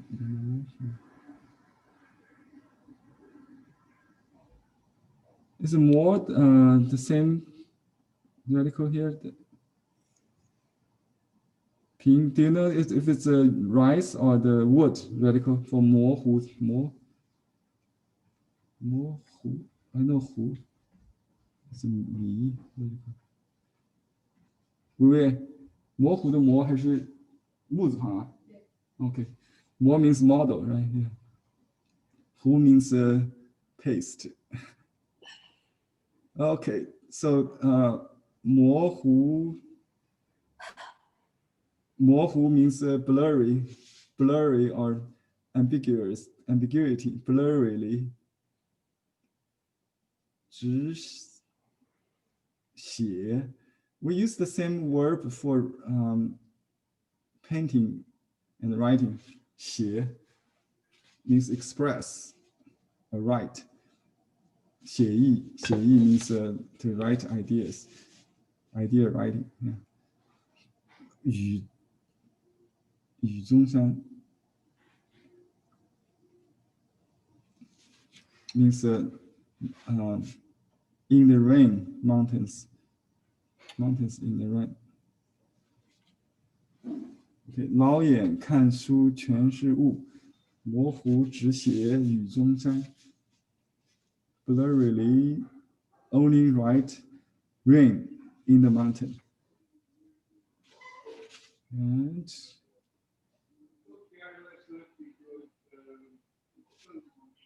okay.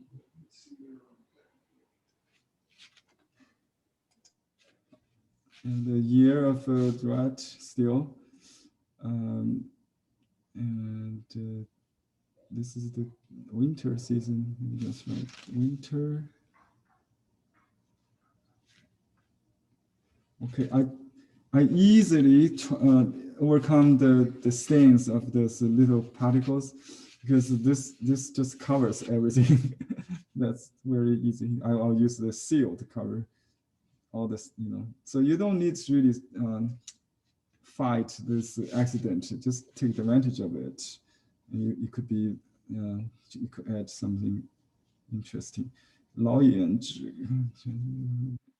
I just write my forename about that. Okay, 辉 Li Xiaohui.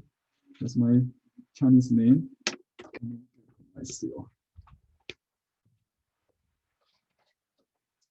And I usually use a small seal for the landscape, so it doesn't really look out, change the proportion.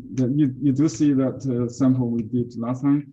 The monk only have one seal for all, maybe. So he used a giant, big, like 1-inch seal on this kind. This is like a 3/8. I can only fit in, you can only carve one character on this kind of stone. So it will be small. So, what's called 3/8 of an inch. 3/8 of an inch. This is the size of this stone. Okay, and that completes the whole painting. It's lovely, Henry. Yeah. Thank you. Yeah, I should have the paper. Wait. Okay, so I'm going to take a picture for you guys. So you'll have a high resolution copy. That's your reference.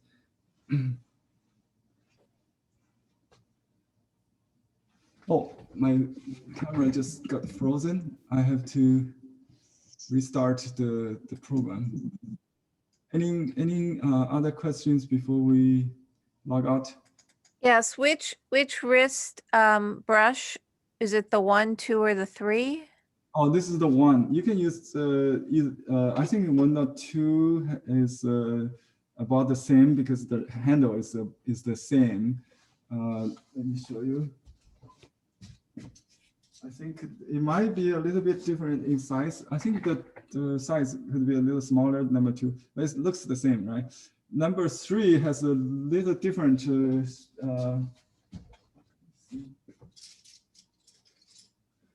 it's even shorter. So it feels, I think I personally, I like number 1 the best, and also number 3, because it's only like,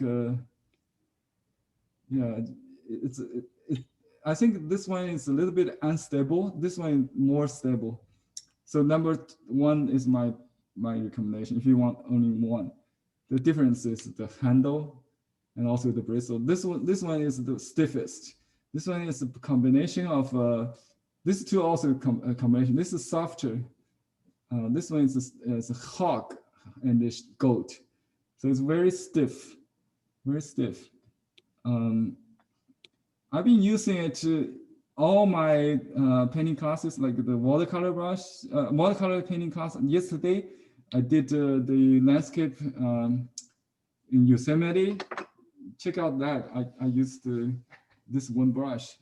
So I don't really load that much. I use the whole brush. I can use this part to wash it, to soften the edges, and use this to do details. So that's my secret weapon. When I go outside, I also carry this just in a small cosmetic case. I like this painting. As a result, thank you for your time. And I have to let you go. It's been over time. So I will see you next week. And if you have time, yeah, please make a copy of the large one behind me, that one on my screen. And I send you the picture of that poster. It's beautiful too. So try this technique, dots, and hope you enjoy and fun. Thank you, Thank Henry. you. See you next week. See you next time. I don't know not yet which one to do, but I'll send you material. Log in to check the information 2 days before the class. Certainly, I will release everything there. Okay. All right. Bye-bye. Thank you. See you next week. Bye-bye.